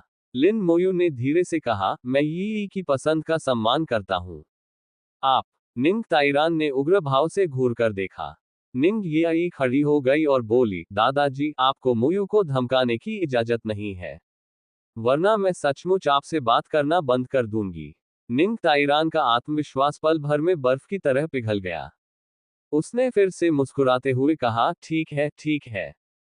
तुम कहते हो कि तुम इस लड़के के साथ कालकोठरी में जाना चाहते हो। तो क्या दादाजी तुम्हारे साथ कुछ लोगों को भेज दें? उसके दिमाग में नरक की कालकोठरियों के लिए कम से कम 10 लोगों की जरूरत होती थी, है ना? साथ मिलकर काम करने के लिए लोग ढूंढना मुश्किल होगा। अगर वह कुछ लोगों को भेजता है, तो उन्हें मना नहीं करना चाहिए। अप्रत्याशित रूप से निंग येई ने कहा, कोई जरूरत नहीं है। मोयू मुझे अकेले ही ले जाएगी। ये कैसे संभव है? क्या तुम दोनों जीने से थक गए हो? निंग ताइरान अपना आपा खो बैठा और चीखने से खुद को रोक नहीं पाया। निंग येई ने कहा, दादाजी, इसे देखो। उसने निंग ताइरान के सामने हेल आउटपोस्ट डैगर का प्रदर्शन किया। निंग ताइरान अब भी अविश्वास भरी निगाहों से देख रहा था, तुम दोनों सचमुच हेल डिफिकल्टी लेवल पर खेल रहे हो। निंग येई खिलखिलाकर हंस पड़ी, हम दोनों नहीं। असल में, मुयू मुझे उठाकर ले जा रही है। मुझे कुछ करने की जरूरत नहीं है, बस खाना खाकर कालकोठरी साफ करनी है। वास्तव में, निंग ताइरान अवाक रह गया। वह लिन मोयू की कालकोठरी में प्रवेश करने की क्षमता के बारे में थोड़ा बहुत जानता था। टायरेंट डेजर्ट के विशाल कालकोठरी से 39 लोगों को ले जाना। उन्हें उम्मीद नहीं थी कि लिन मोयू अकेले ही ड्रैगन हिल डिफिकल्टी डंजन को पार कर सकती है। ऐसे में, जब लिन मोयू का स्तर ऊंचा हो जाता है, तो क्या वह अन्य कालकोठरियों के लिए भी हेल कठिनाई स्तर को अकेले ही पार कर सकता है? यदि ऐसा है तो कम से कम उसे निंग येई के उपकरणों के बारे में चिंता करने की जरूरत नहीं थी। इस नजरिए से देखें तो लिन मोयू का ये बच्चा देखने में थोड़ा आकर्षक लग रहा था। उसने लिन मोयू को गौर से देखा और अचानक उसकी नजर उसके कंधे पर लगे सैन्य बैच पर पड़ी। वह फिर चिल्लाया, तुम लेफ्टिनेंट कैसे बन गए? यह असंभव है। निंग येई ने कहा, दादाजी, क्या आप इतना नाटक करना बंद कर सकते हैं? आप बूढ़े हो रहे हैं, क्या आप थोड़ा शांत नहीं रह सकते? इस मामले में दूसरे चाचा आपसे बेहतर हैं। उन्हें जब भी कोई समस्या आती है तो वे कभी हंगामा नहीं करते। क्या लेफ्टिनेंट बनना बहुत सामान्य बात नहीं है? ठीक है दादाजी, आप पहले वापस चले जाइए। हम कुछ दिनों में अपने आप वापस आ जाएंगे। अपनी पोती से डांट सुनने के बाद निंग ताइरान आखिरकार शांत हो गए और बोले, तो कुछ दिनों में होने वाले करियर होल्डर टूर्नामेंट के लिए आपको वापस आकर भाग लेना होगा। निंग ये थोड़ी अधीर हो गई, मुझे पता है। तुम अभी वापस जाओ, हम पहले निकल रहे हैं। लिन मोयू ने निंग ताइरान को विदाई देते हुए कहा, चिंता मत करो, मैं यी का अच्छे से ख्याल रखूंगी। निंग यी ने लिन मोयू को खींच लिया, जिससे निंग ताइरन स्तब्ध होकर वहीं खड़ा रह गया। लोग उसके आसपास आते जाते रहते थे, लेकिन सभी लोग निंग ताइरान को नजरअंदाज करते थे, मानो उसका अस्तित्व ही न हो। जब वे तीनों पहले बात कर रहे थे, तब आसपास किसी ने कुछ नहीं सुना। ये कहने की जरूरत नहीं है कि यह सब निंग ताइरान का ही किया धरा था। अन्यथा, उनकी हैसियत को देखते हुए, वह निश्चित रूप से वहां खड़े दर्शकों से घिरे होते। ये ठीक नहीं है, ये लड़का सामान्य नहीं है। मुझे जाकर पूछना पड़ेगा। कुछ देर सोचने के बाद निंग ताइरान मुड़ा और किले के अंदर चला गया। संपर्क सेवा की शर्तें। विनाशकारी जादूगर सी 132 अध्याय 132 अध्याय 132 निंग यी की दास्तां। अधिकारियों के लिए विश्राम क्षेत्र, इससे स्वास्थ्य लाभ में तेजी आ सकती है और थकान जल्दी दूर हो सकती है। अधिकारियों के कौशल प्रशिक्षण का मैदान, मनोबल पुनः प्राप्त करने में तेजी ला सकता है और कौशल प्रशिक्षण की गति बढ़ा सकता है। अधिकारियों का टेलीपोर्टेशन एरे कई निर्दिष्ट स्थानों पर टेलीपोर्ट कर सकता है। सैन्य योग्यता विनिमय, सैन्य योग्यताओं का उपयोग संबंधित आपूर्ति खरीदने के लिए किया जा सकता है। लेवल 40 से नीचे के अधिकांश करियर धारक किला नंबर 1 में सैन्य सुविधाओं का उपयोग करने के लिए योग्य नहीं थे। लेवल 40 से नीचे के बहुत कम करियर धारक ही 3 स्टार लेफ्टिनेंट के पद तक पहुंच पाते हैं। यहां तक कि कुछ ऐसे लोग भी जिन्होंने अपना दूसरा परिवर्तन पूरा कर लिया था और जिनका स्तर 40 से ऊपर था, उनके पास लेफ्टिनेंट का पद नहीं हो सकता था। मूल रूप से लिन मोयू भी योग्य नहीं थी, लेकिन युद्ध में उनके उत्कृष्ट प्रदर्शन के साथ साथ दिव्य ग्रीष्म तारा उपाधि धारक होने के कारण नी जियोंग ने उन्हें यह विशेषाधिकार दिया। हालांकि इनमें से किसी भी सुविधा का उपयोग करना बहुत महंगा था। अधिकारियों के विश्राम क्षेत्र में 1 घंटे में ही सारी ऊर्जा वापस मिल सकती है और थकान दूर हो सकती है, लेकिन वहां एक लेफ्टिनेंट को 1 घंटे के लिए 200 सैन्य योग्यताएं खर्च करनी पड़ती थी। एक कर्नल को केवल 100 मेरिट खर्च करके आधी छूट मिल सकती थी।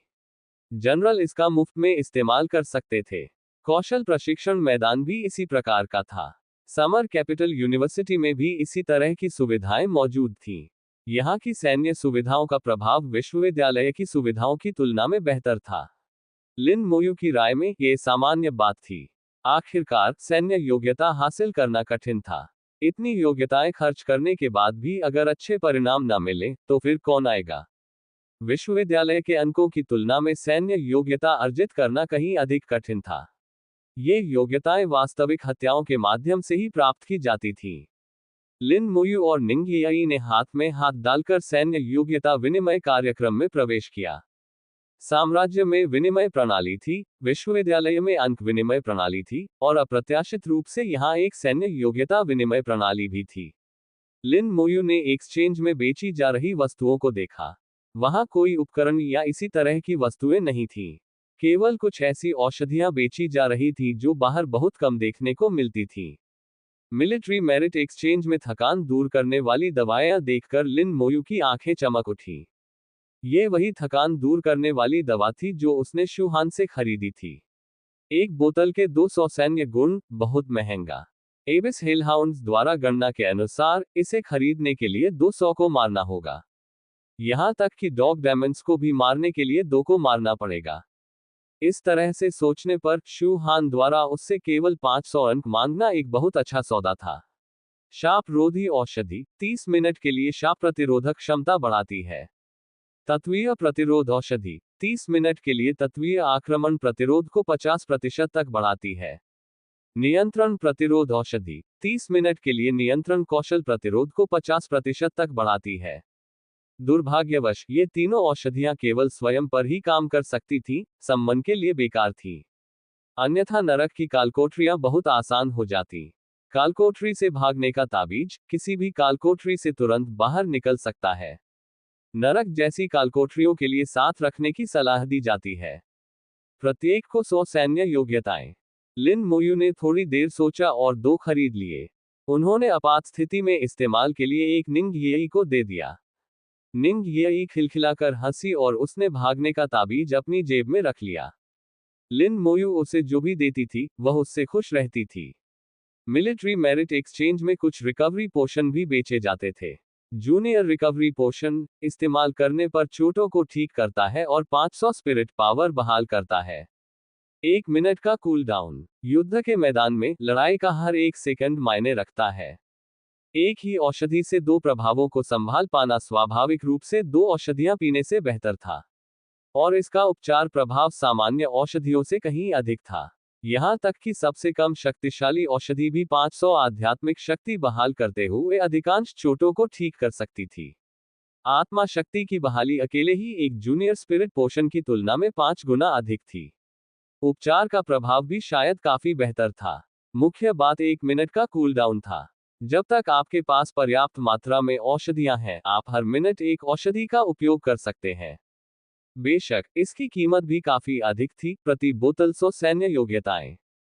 लिन मोयू ने सोचा, अगर उसके पास पर्याप्त सैन्य योग्यताएं हों, तो शायद वह इन औषधियों में से कुछ खरीदकर कौशल प्रशिक्षण के लिए इस्तेमाल कर सकता है। साथ ही साथ अधिकारी कौशल प्रशिक्षण मैदान में भी इसका उपयोग कर सकता है। शायद इसका प्रभाव रेगिस्तानी फलों के बराबर हो। अभी भी मुख्य बात सैन्य योग्यता ही थी। उसे पर्याप्त सैन्य योग्यता की आवश्यकता थी। कालकोठरी से भागने के ताबीज खरीदने के बाद उसके पास 4000 से भी कम सैन्य योग्यताएं बची थीं। वह अपने सारे गुणों का उपयोग नहीं कर सका। अगर वे 1000 से कम हो जाते तो उसे 10 सितारा सिपाही के पद पर पदावनत कर दिया जाता। लिन मोयू ने 10 रिकवरी पोशन खरीदे और उनमें से 5 निंग येई को दे दिए।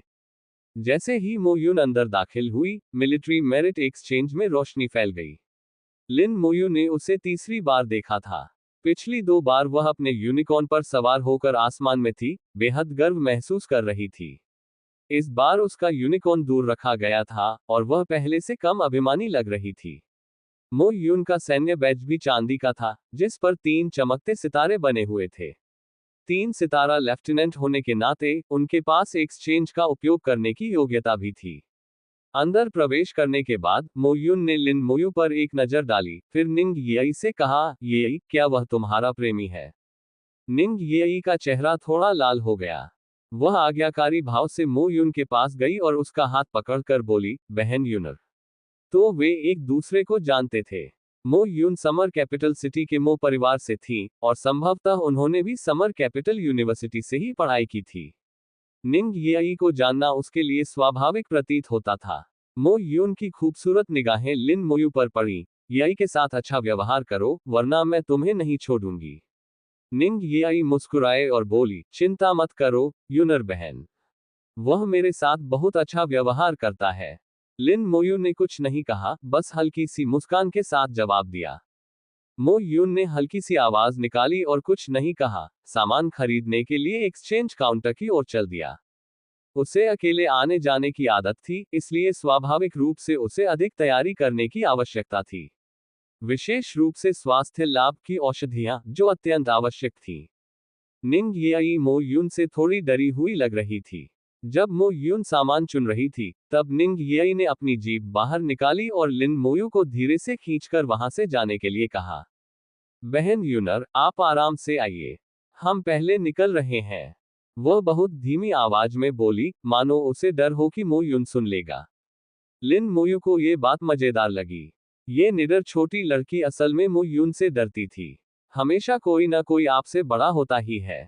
इंतजार। मो यून ने मुड़कर उन्हें आवाज दी। निंग येई ने जीभ बाहर निकाली और जबरदस्ती मुस्कुराते हुए कहा, क्या यूनर बहन के पास कोई निर्देश है? मो यून ने 2 चीजें देते हुए कहा, इन्हें ले लो। निंग येई ने आज्ञाकारी रूप से स्वीकार कर लिया। स्थिर बिंदु टेलीपोर्टेशन स्टोन किसी निर्दिष्ट स्थान पर टेलीपोर्ट कर सकता है। बहन यूनर ने मुझे ये क्यों दिया? निंग येई ने अपने हाथ में रखे दोनों पत्थरों को हैरानी से देखा। मो यून ने कहा, एक उसके लिए है। मैं हाल ही में बैटलफील्ड घोस्ट किंग की तलाश कर रहा हूं। अगर मुझे वह मिल गया, तो तुम दोनों आकर मेरी लड़ाई में मदद करोगे। बहुत से लोग जानते थे कि मो यून आत्मशोधन क्रिस्टल की खोज कर रहा था और वह लंबे समय से इसकी तलाश कर रहा था। लेकिन सोल रिफाइनमेंट क्रिस्टल मिलने की दर बेहद कम थी। कुछ लोगों ने सालों तक खोज की लेकिन उन्हें एक भी क्रिस्टल नहीं मिला। केवल विश्व स्तरीय बॉस बैटलफील्ड घोस्ट किंग से ही सोल रिफाइनमेंट क्रिस्टल मिलने की गारंटी थी। लेकिन ये बॉस अप्रत्याशित रूप से प्रकट होता और गायब हो जाता था, और जब भी प्रकट होता था तो अधिकतम हर आधे घंटे में अपना स्थान बदल लेता था। अगर किसी को वह मिल भी जाता, तो समय रहते एक टीम को इकट्ठा करना बहुत मुश्किल था। जब तक टीम का गठन होता, तब तक वह फिर से गायब हो चुकी होती। लिन मोयू ने धीरे से कहा, बैटलफील्ड घोस्ट किंग 38वें लेवल का एक विश्व स्तरीय बॉस है। मैं तो सिर्फ 24वें लेवल पर हूं, मुझे नहीं पता कि मैं उसे हरा पाऊंगी या नहीं। मो यून ने कहा, तुम हिल आउटपोस्ट कालकोठरियों को अकेले ही पार कर सकते हो, इसलिए यह कोई बड़ी समस्या नहीं होनी चाहिए। वैसे भी, मुझे नहीं पता कि मुझे ये कब मिलेगा। तुम्हारी लेवलिंग की गति को देखते हुए, तब तक तुम शायद 30वें लेवल पर पहुंच जाओगे। लिन मोयू के कुछ बोलने से पहले ही, मो यून ने आगे कहा, अगर हम इसे हरा देते हैं, तो इससे आपको भी फायदा होगा। इससे सोल रिफाइनमेंट क्रिस्टल्स मिलने की गारंटी है, कम से कम 3, 5 या 6 तक। मुझे सिर्फ एक चाहिए, बाकी सब तुम्हारे हैं। सच कहूं तो, मुझे ये पहले भी एक बार मिल चुका था, लेकिन मैं इसे अकेले नहीं हरा सका। इतनी जल्दी लोगों को ढूंढना असंभव है, और मुझे दूसरों पर भरोसा नहीं है। लिन मोयू ने उसके शब्दों का असली अर्थ समझ लिया था। वह अकेले इस समस्या से पार नहीं पा सकती थी और उसे मदद की जरूरत थी। लेकिन चूंकि उसे अकेले रहने की आदत थी, इसलिए उसके कोई दोस्त नहीं थे। वह लोगों को नहीं ढूंढ पाती थी और दूसरों पर भरोसा नहीं करती थी। इसलिए उसने उस पर अपनी निगाहें जमा ली। निंग येई की उपस्थिति के कारण उसने उस पर भरोसा किया, और वास्तव में उसमें वह क्षमता थी। साथ ही, उसे केवल एक सोल रिफाइनमेंट क्रिस्टल की आवश्यकता थी और वह उसे अतिरिक्त क्रिस्टल दे देती थी। संयोगवश, उन्हें और निंगयी को भी आत्मशोधन क्रिस्टल की आवश्यकता थी। उन्हें उनकी मनोविज्ञान की बहुत अच्छी समझ थी। ऐसा प्रतीत हुआ कि उसके पास सहमत होने के अलावा कोई विकल्प नहीं था। संपर्क सेवा की शर्तें। विनाशकारी जादूगर C-133। अध्याय 133 रेशियो 133। अध्याय 133 कालकोठरी में बातें करना और हंसना, दूसरों को गुस्सा दिलाना। निंग येई ने किले में रात बिताने के लिए एक कमरा ढूंढ लिया। उस रात, लिन मोयू ने सैन्य योग्यताओं का उपयोग करते हुए अधिकारी कौशल प्रशिक्षण मैदान में रहने का अवसर प्राप्त किया। अधिकारियों के कौशल प्रशिक्षण मैदान में कनिष्ठ, मध्यवर्ती या उन्नत स्तर नहीं थे। इसका प्रभाव समर कैपिटल यूनिवर्सिटी के उन्नत कौशल प्रशिक्षण हॉल के समकक्ष था। ध्यान की अवस्था में आध्यात्मिक शक्ति को शून्य से पूर्ण स्तर तक पहुंचने में 1 घंटे से भी कम समय लगा। ड्रैगन वॉरियर किंग उपाधि के कौशल लागत को आधा करने के शक्तिशाली प्रभाव के साथ, लिन मोयू ने कंकाल योद्धाओं को बुलाना शुरू कर दिया। पहले एक लेवल 24 के कंकाल योद्धा को बुलाने के लिए 700 स्पिरिट पावर की आवश्यकता होती थी, लेकिन अब केवल 350 की ही आवश्यकता है।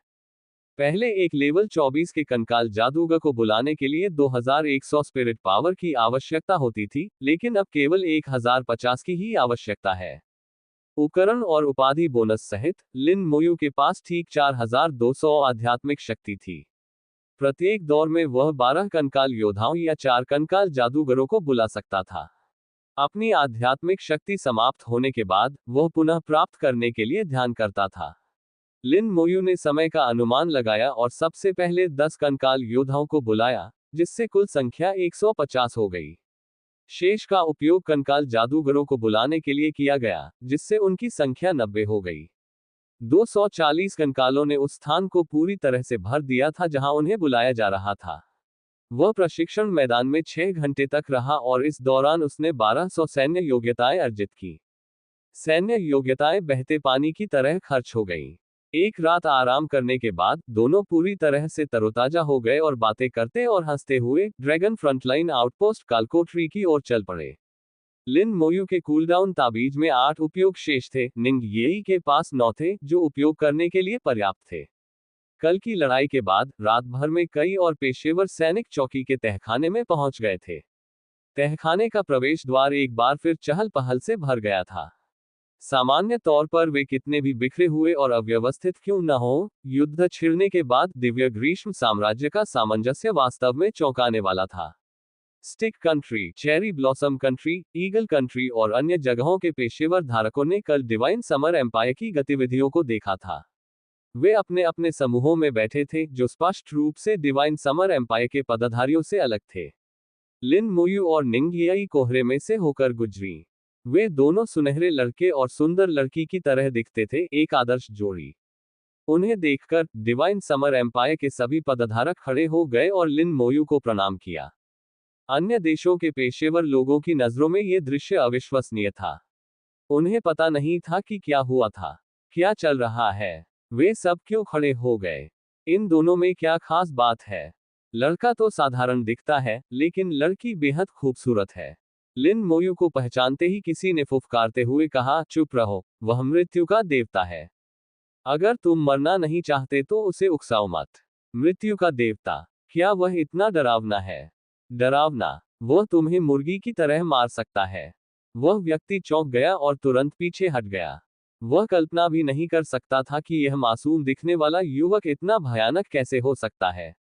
निंग येई खिलखिलाकर हंस पड़ी, वे सब तुम्हें ही देख रहे हैं। कल युद्ध के मैदान में लिन मोयू के प्रदर्शन ने सभी का सम्मान अर्जित किया।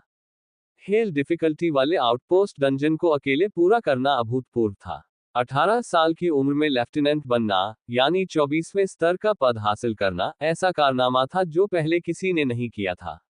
ऐसे व्यक्ति की भविष्य की उपलब्धियां असीमित थीं। वह संभवतः श्वेत देवता की तरह एक महान हस्ती बन जाएगा।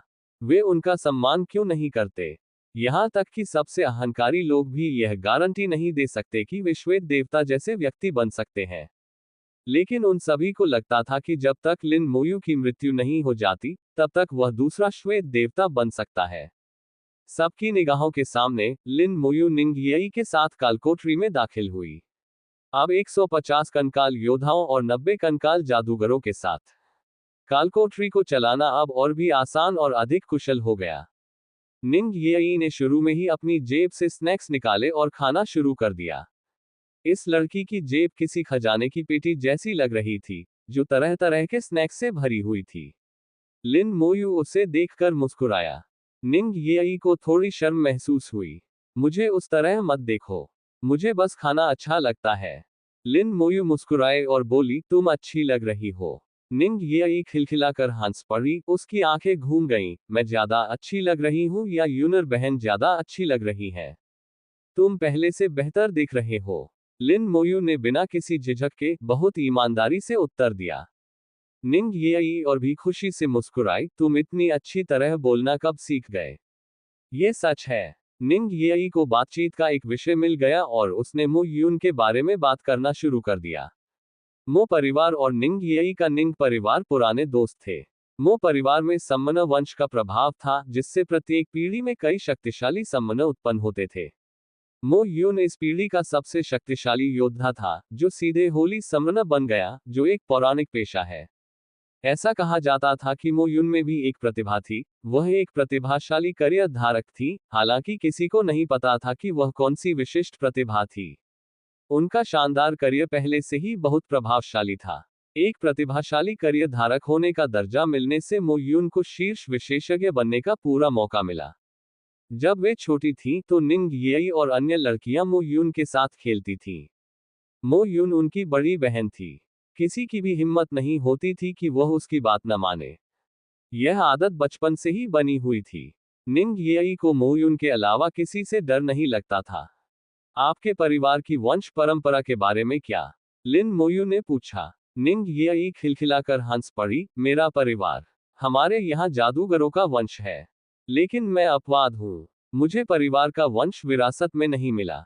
जादूगर वंश से आया एक छाया हत्यारा वास्तव में दुर्लभ था। लेकिन ये स्पष्ट था कि निंग ताइरान निंग येई को बहुत प्यार करता था। निंग येई ने लिन मोयू को अपने बचपन के बारे में बताया, और लिन मोयू ने भी कभी कभी अपने बचपन के अनुभवों का जिक्र किया।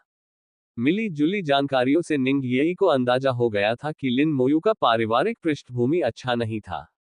उससे बिल्कुल अलग। चिंता मत करो, मुझे विश्वास है कि तुम जल्द ही अपनी बहन से मिलोगे। वह आगामी करियर होल्डर टूर्नामेंट में भाग ले सकती है। हम भी जाएंगे और साथ में भाग लेंगे। लिन मोयू ने सिर हिलाकर कहा, ठीक है। महज 4 घंटे से कुछ अधिक समय में चौकी का रक्षक एक बार फिर लिन मोयू के सामने हार गया। चौकी के रक्षक को मार गिराया। अनुभव जोड़ 1,650,000। स्वर्ण श्रेणी का हथियार प्राप्त हुआ, हेल आउटपोस्ट डैगर। स्वर्ण श्रेणी का कवच प्राप्त हुआ, हेल आउटपोस्ट हैवी आर्मर।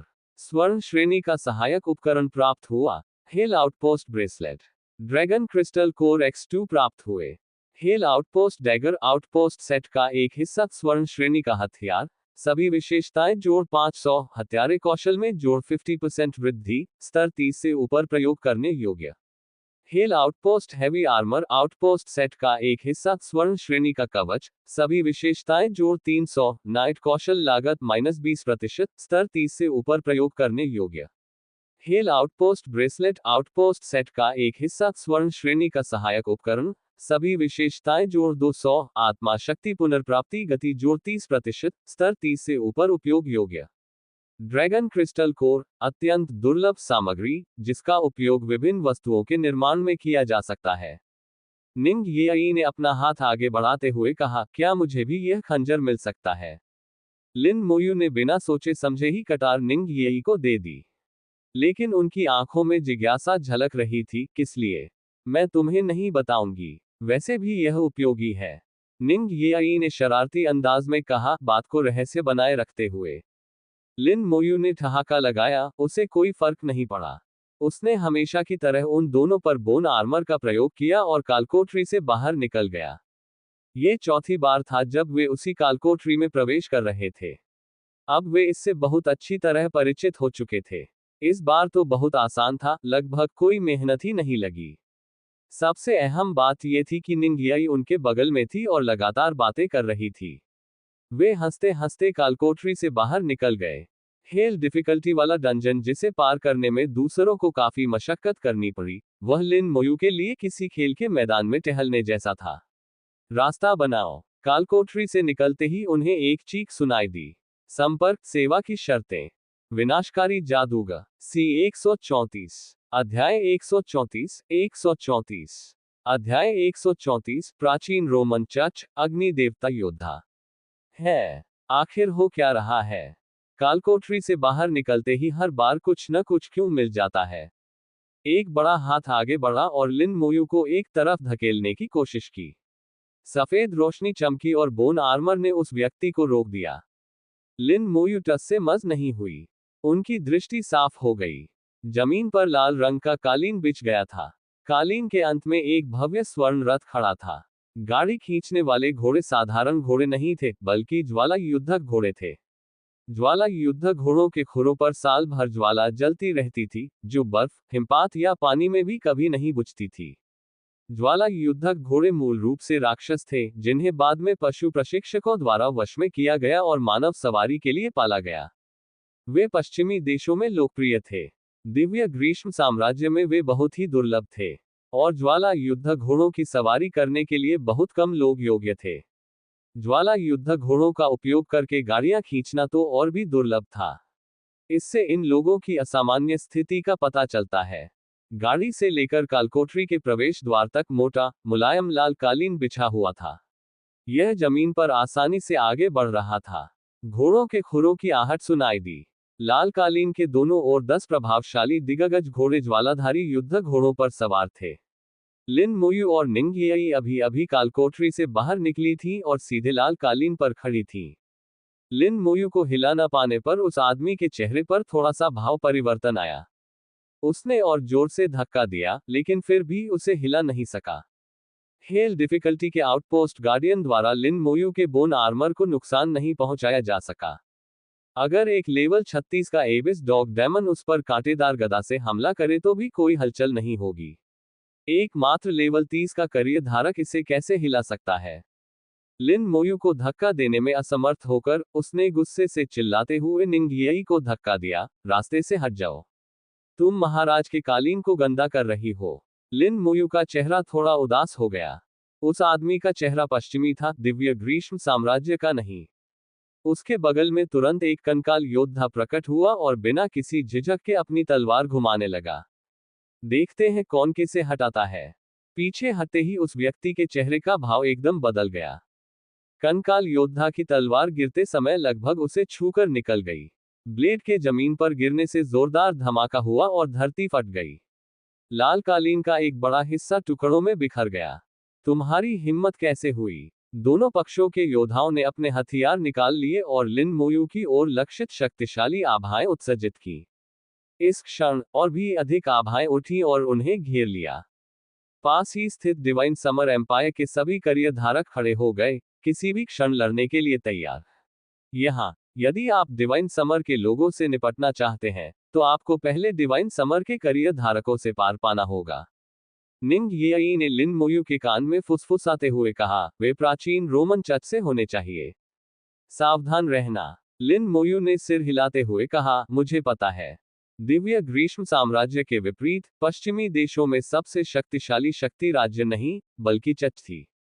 प्राचीन रोमन चर्च उनमें से एक था, जिसकी शक्ति चेरी ब्लॉसम कंट्री जैसे छोटे देशों से भी कहीं अधिक थी। सब लोग रुक जाओ। गाड़ी से एक धीमी सी आवाज आई। फ्लेम नाइट्स ने तुरंत अपनी आभा वापस ले ली। कवचधारी एक युवक रथ से उतरकर लाल कालीन पर आ गया। उसका कवच आलीशान और उत्कृष्ट था, जो लगातार सुनहरी रोशनी से जगमगा रहा था। ऐसा लग रहा था मानो कवच पर ज्वालाएं नाच रही हो। निंग येई की बड़ी बड़ी आंखें सिकुड़ गईं। यह कोई साधारण सोने का उपकरण नहीं है। यह एक लोहार द्वारा गढ़ा गया सोने का उपकरण है। और उसके सामान किसी रसायनज्ञ द्वारा बनाए गए हैं, न कि कालकोठरी से मिले हैं। मुझे लगता है कि ये सभी उपकरण एक ही शैली के हैं। ये एक सेट हो सकते हैं, एक हस्तनिर्मित सेट। हस्तनिर्मित सोने के उपकरणों का एक पूरा सेट उच्च श्रेणी के सोने के उपकरणों की तुलना में कहीं अधिक मूल्यवान था। विशेषता संबंधी बोनस भी स्वाभाविक रूप से अधिक मजबूत थे। शायद हेल आउटपोस्ट सेट जितना अच्छा नहीं, लेकिन निश्चित रूप से नाइटमेयर गोल्ड सेट से बेहतर है। युवक ने धीमी आवाज में कहा, तुम इतने असभ्य कैसे हो सकते हो? पीछे हट जाओ। डांट खाकर पद पर आसीन व्यक्ति तुरंत एक तरफ हट गया और बिना कुछ कहे सम्मानपूर्वक खड़ा रहा। ये युवक वही महामहिम था जिसका वे जिक्र कर रहे थे, यानी असाधारण दर्जे का व्यक्ति। वह युवक लाल कालीन पर चलते हुए लिन मोयू और निंग येई के पास पहुंचा और बोला, मेरे अधीनस्थ ने थोड़ी देर पहले असभ्य व्यवहार किया था। मैं उसकी ओर से आप दोनों से माफी मांगता हूं। वह विनम्रता से बात कर रहा था, लेकिन वास्तव में वह अहंकार से भरा हुआ था, और उसकी माफी में जरा भी ईमानदारी नहीं थी। रोगस, प्राचीन रोमन चर्च से, स्तर 31, अग्नि देवता योद्धा। अपनी पृष्ठभूमि और करियर के बारे में बताने के बाद रोगस का अहंकार और भी स्पष्ट हो गया। उनके करियर को देखकर आसपास के कई लोग आश्चर्यचकित रह गए, जो स्पष्ट रूप से अग्नि देवता योद्धाओं के बारे में जानते थे। ऐसे भी कई लोग थे जो इस पेशे के बारे में नहीं जानते थे। दरअसल ये प्राचीन रोमन चर्च का अग्नि देवता योद्धा है। क्या अग्नि देवता योद्धा वाकई प्रभावशाली है? प्राचीन रोमन चर्च देवताओं की पूजा करता था।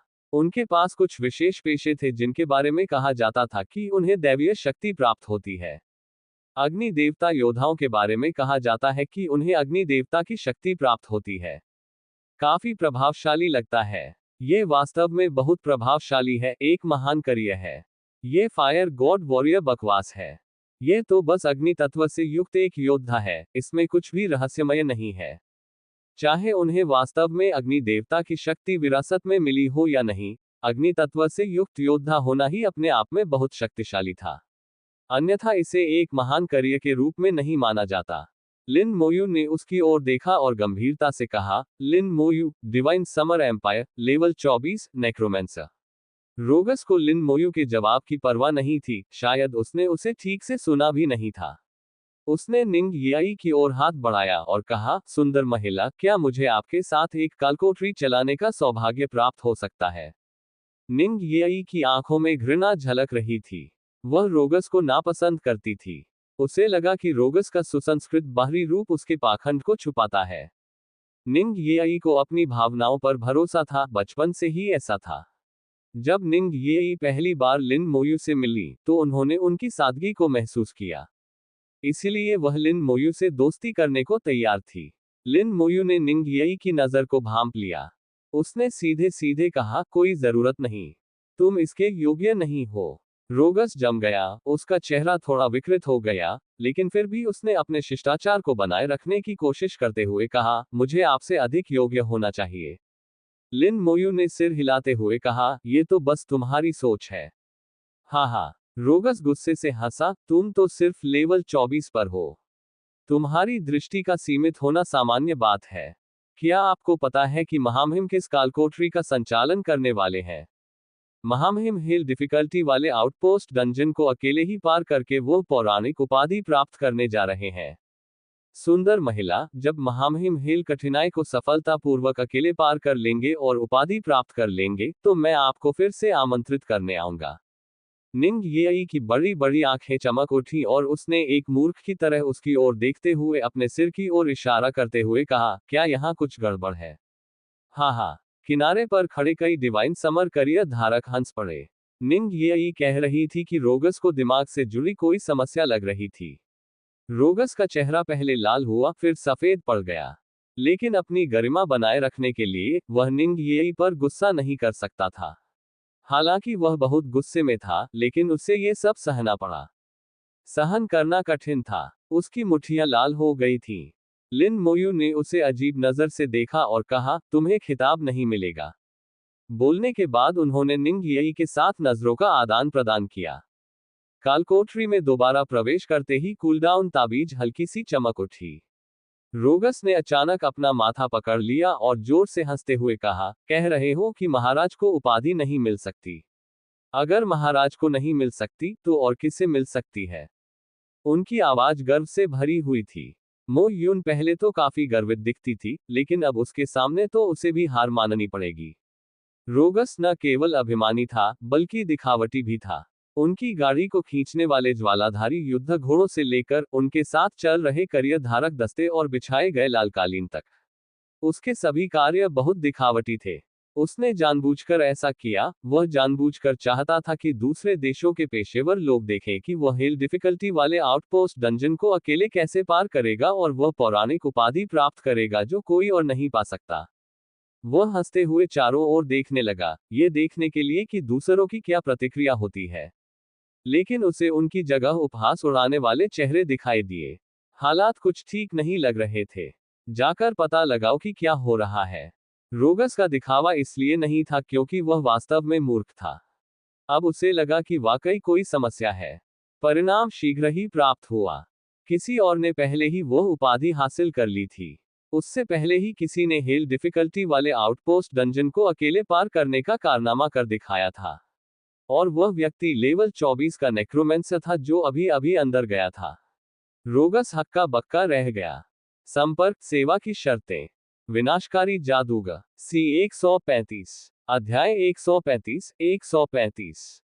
अध्याय 135 उपाधि के लिए हत्या करने हेतु कालकोठरी में प्रवेश। लिन मोयू द्वारा हेल आउटपोस्ट को अकेले ही पार करना कोई रहस्य नहीं था। वहां मौजूद डिवाइन समर एम्पायर के सभी पदाधिकारियों को इसके बारे में पता था। लिन मोयू ने उस समय पूरी सेना के सामने खुलेआम ये बात स्वीकार की थी। उन्होंने बस उन गुणों का खुलासा नहीं किया था। जब उन्होंने देखा कि रोगस ने इतने जोश से घोषणा की कि वह हिल आउटपोस्ट को अकेले ही पार करके खिताब अपने नाम करेगा, वे सब उसे ऐसे देख रहे थे मानो वह कोई मजाक हो। केवल एक ही व्यक्ति इस उपाधि का धारक हो सकता था। नियमों के अनुसार केवल वही व्यक्ति खिताब हासिल कर सकता था जो अकेले ही प्रतियोगिता को पूरा करने वाला पहला व्यक्ति हो। जब तक लिन मोयू जीवित थी, रोगस के पास खिताब जीतने का कोई मौका नहीं था। अगर रोगस का एकल प्रदर्शन लिन मोयू के प्रदर्शन से बेहतर भी होता, तो भी इससे कोई फर्क नहीं पड़ता। ये जानने के बाद रोगस का चेहरा लाल और नीले रंग में बदलता रहा, मानो वह मुखौटे बदल रहा हो। बहुत मनोरंजक। रोगस की आंखों में खतरनाक चमक दिखाई दी और उसके मन में हत्या करने का इरादा जागृत हो गया। उसने कालकोठरी के प्रवेश द्वार की ओर देखा, अपनी मुट्ठी भींची और एक निर्णय लिया। शिष्टाचार की परवाह न करते हुए वह चिल्लाया, इधर आओ। प्राचीन रोमन चर्च के प्रभावशाली शूरवीर घोड़ों से उतरे और रोगस के चारों ओर एकत्र हो गए। रोगस ने उन्हें कुछ हल्के फुल्के निर्देश दिए। वे घबरा गए। महामहिम, क्या आप सचमुच ऐसा करने जा रहे हैं? अगर कुछ गड़बड़ हुई तो बहुत बड़ी मुसीबत हो जाएगी। यद्यपि यह मौलिक युद्ध क्षेत्र है, लेकिन ये क्षेत्र दिव्य ग्रीष्म ऋतु से संबंधित है। यहाँ अधिकांश लोग दिव्य ग्रीष्म ऋतु से संबंधित पेशे के धारक हैं। अपने अधीनस्थों की झिझक का सामना करते हुए अंततः रोगस ने अपना निर्णय लिया, जब तक हम इसे गुप्त रूप से करते हैं, कोई समस्या नहीं होगी। अगर वे मर भी जाते हैं, तो दूसरे लोग यही सोचेंगे कि वे कालकोठरी में मरे हैं।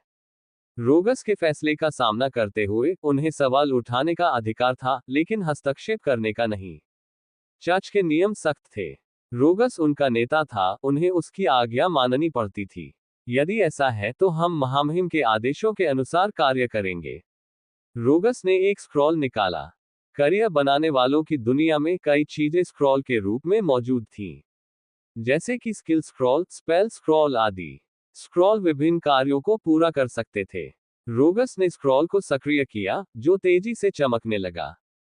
11 करियर धारकों और फ्लेम वॉर्स द्वारा अवरुद्ध होने के कारण बाहरी लोग यह नहीं देख पा रहे थे कि रोगस क्या कर रहा था। वे क्या कर रहे हैं? ऐसा लगता है कि वे किसी बात पर चर्चा कर रहे हैं। शायद वे कालकोठरी को चलाने की योजना बना रहे हैं। चूंकि उन्हें वैसे भी उपाधि नहीं मिल सकती, इसलिए अकेले जाने का कोई मतलब नहीं है। सच है, लेकिन उनके उपकरणों और रोगस के शानदार करियर को देखते हुए हेल डिफिकल्टी कोई समस्या नहीं होनी चाहिए। चूंकि रोगस को अकेले उड़ान भरने का पूरा भरोसा था, इसलिए स्वाभाविक रूप से उसके पास उतनी ही ताकत भी थी। फिर जैसे ही वे सभी 12 लोग एक साथ अंदर दाखिल हुए, कालकोठरी में रोशनी फैल गई। वे अंदर गए। चूंकि अकेले जाना सफल नहीं हुआ, इसलिए उन्होंने एक टीम में जाने का फैसला किया।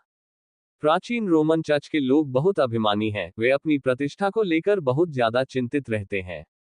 जहां तक मुझे पता है, प्राचीन रोमन चर्च में हर कोई पागल है। सिर्फ प्राचीन रोमन चर्च ही नहीं, उन सभी चर्चों में सामान्य लोग नहीं थे। अच्छा हुआ कि आज सिर्फ प्राचीन रोमन चर्च ही आया। अगर कोई और चर्च भी आ जाता, तो हमें एक शानदार नजारा देखने को मिलता। आज तो वे काफी शर्मनाक स्थिति में थे, इतनी शान शौकत के साथ आए और पाया कि लिन मोयू पहले ही खिताब जीत चुकी है। क्या एक छोटा चर्च हमारे डिवाइन समर से मुकाबला करने की हिम्मत करेगा? वे इससे बहुत दूर हैं। कालकोठरी के बाहर केवल ज्वाला युद्ध घोड़े ही बचे थे। प्रशिक्षित ज्वाला युद्ध घोड़े अपने स्वामियों के आदेश के बिना कहीं नहीं जाते थे। कालकोठरी में कंकाल योद्धाओं और जादूगरों ने अथक परिश्रम से अजगर राक्षसों का सफाया किया। लिन मोयू और निंग यी अभी भी बातें कर रहे थे और हंस रहे थे। निंग यी ने मुस्कुराते हुए कहा, मैं सच में जानना चाहती हूं कि उस रोगस के चेहरे पर अब क्या भाव है। लिन मोयू को भी यह मजेदार लगा, शायद वह काफी शर्मिंदा हुई होगी। निंग यी ने शरारती मुस्कान के साथ कहा, सबसे अच्छा होगा अगर वह अकेले ही हेल डिफिकल्टी लेवल पर जाए, और उसे पार करने के लिए काफी मशक्कत करने के बाद पता चले कि उसे कोई खिताब नहीं मिला। यह मजेदार होगा। रोगस खिताब के लिए आया था। अगर वह जांच पूरी कर ले और उसे कोई मालिकाना हक ना मिले, तो शायद वह रो पड़ेगा। लेकिन निंग यी ने अपना सिर झुकाया। हेल आउटपोस्ट को पार करना इतना आसान नहीं है। अच्छे उपकरणों और शानदार करियर के बावजूद भी शायद वह इसे पार न कर पाए। निंग यी के मन में यही विचार था कि केवल लिन मोयू ही इसे सुलझा सकती है। यहां तक कि उसकी बहन यूनर भी ऐसा नहीं कर सकी, इसलिए रोगस तो निश्चित रूप से ऐसा नहीं कर सकता था। लिन मोयू ने अचानक कालकोठरी के निकास द्वार की ओर देखा। निकास द्वार पर कई आकृतियां दिखाई दी। क्या चल रहा है? लोग उनकी निजी कालकोठरी की दुनिया में प्रवेश क्यों कर सकते थे? जब मैंने देखा कि वह कौन है, तो वह कोई और नहीं बल्कि रोगस और उसका समूह था। निंग यी चौंक गई। उन्होंने कालकोठरी का पता लगाने वाले स्क्रॉल का इस्तेमाल किया। निंग यी ने जल्दी से लिन मोयू को सब कुछ समझा दिया। कालकोठरी ट्रैकिंग स्क्रॉल का उपयोग करके किसी और की कालकोठरी में प्रवेश करना संभव हो गया। इसका इस्तेमाल मूल रूप से एक रसातल दानव द्वारा कालकोठरी में मानव व्यवसाय धारकों का शिकार करने के लिए किया जाता था। अंततः मनुष्यों ने विनिर्माण विधि प्राप्त कर ली। रोगस ने क्रूरता से मुस्कुराते हुए एक और स्क्रॉल निकाला और उसे सक्रिय कर दिया। पूरी कालकोठरी में एक अजीब सी आभा छा गई। निंग यी का चेहरा फिर बदल गया। यह एक टेलीपोर्टेशन सील स्क्रॉल है। हम अभी कालकोठरी से भागने वाले ताबीज का इस्तेमाल नहीं कर सकते। लिन मोयू ने जांच की और पाया कि कालकोठरी से भागने वाले ताबीज वास्तव में मंद और शक्तिहीन हो गए थे। रोगस अपने लोगों को लेकर आगे बढ़ा और लिन मोयू और निंग याई को चारों ओर से घेर लिया। रोगस ने ताना मारते हुए कहा, क्या तुम्हें उम्मीद थी कि मैं तुम्हारे पीछे पीछे अंदर आऊंगा? मैंने सुना है कि तुमने हेल डंजन को अकेले ही पार कर लिया और टाइटल हासिल कर लिया। तुम्हें मारने के अलावा मेरे पास कोई चारा नहीं है, वरना मुझे वह उपाधि नहीं मिल पाएगी। कारण पर्याप्त था, किसी उपाधि के लिए किसी दूसरे के तहखाने में घुसकर उसे मार डालना। और साथ में 12 लोगों की पूरी टीम ला रहे हैं। ये वास्तव में अनुचित था। रोगस ने अपना पाखंडी मुखौटा पूरी तरह उतार फेंका। क्या तुम हताश और असहाय महसूस कर रहे हो? घबरा रहे हो, डरे हुए हो, सहमे हुए हो? चिंता मत करो, सुंदर महिला, मैं तुम्हें इतनी आसानी से नहीं मारूंगा। मुझे लगता है कि तुम एक अच्छा खिलौना बनोगे। जैसा कि दूसरों ने कहा, चर्चों में मौजूद सभी लोग पागल थे। एक बार जब वे बेकाबू हो जाते हैं तो वे पागल कुत्तों से अलग नहीं होते। लिन मोयू में अब भी कुछ नैतिक संशय थे। उदाहरण के लिए, वह अनावश्यक परेशानी से बचने के लिए सार्वजनिक रूप से दूसरे देशों के लोगों की हत्या नहीं करता था। लेकिन अब कालकोठरी में दूसरी तरफ से भागने का रास्ता बंद कर दिया गया है। लिन मोयू के होठों पर एक ठंडी मुस्कान उभर आई। निंग याई बिल्कुल भी डरी हुई या चिंतित नहीं लग रही थी। उसकी खूबसूरत आंखों में सिर्फ गुस्सा झलक रहा था। रोगस ने उसे नाराज कर दिया था। रोगस हैरान रह गया, तुम किस बात पर मुस्कुरा रहे हो? लिन मोयू ने धीरे से कहा, आपने टेलीपोर्टेशन सील स्क्रॉल का इस्तेमाल किया। मैं जा नहीं सकती, लेकिन शायद आप भी नहीं जा सकती, है ना?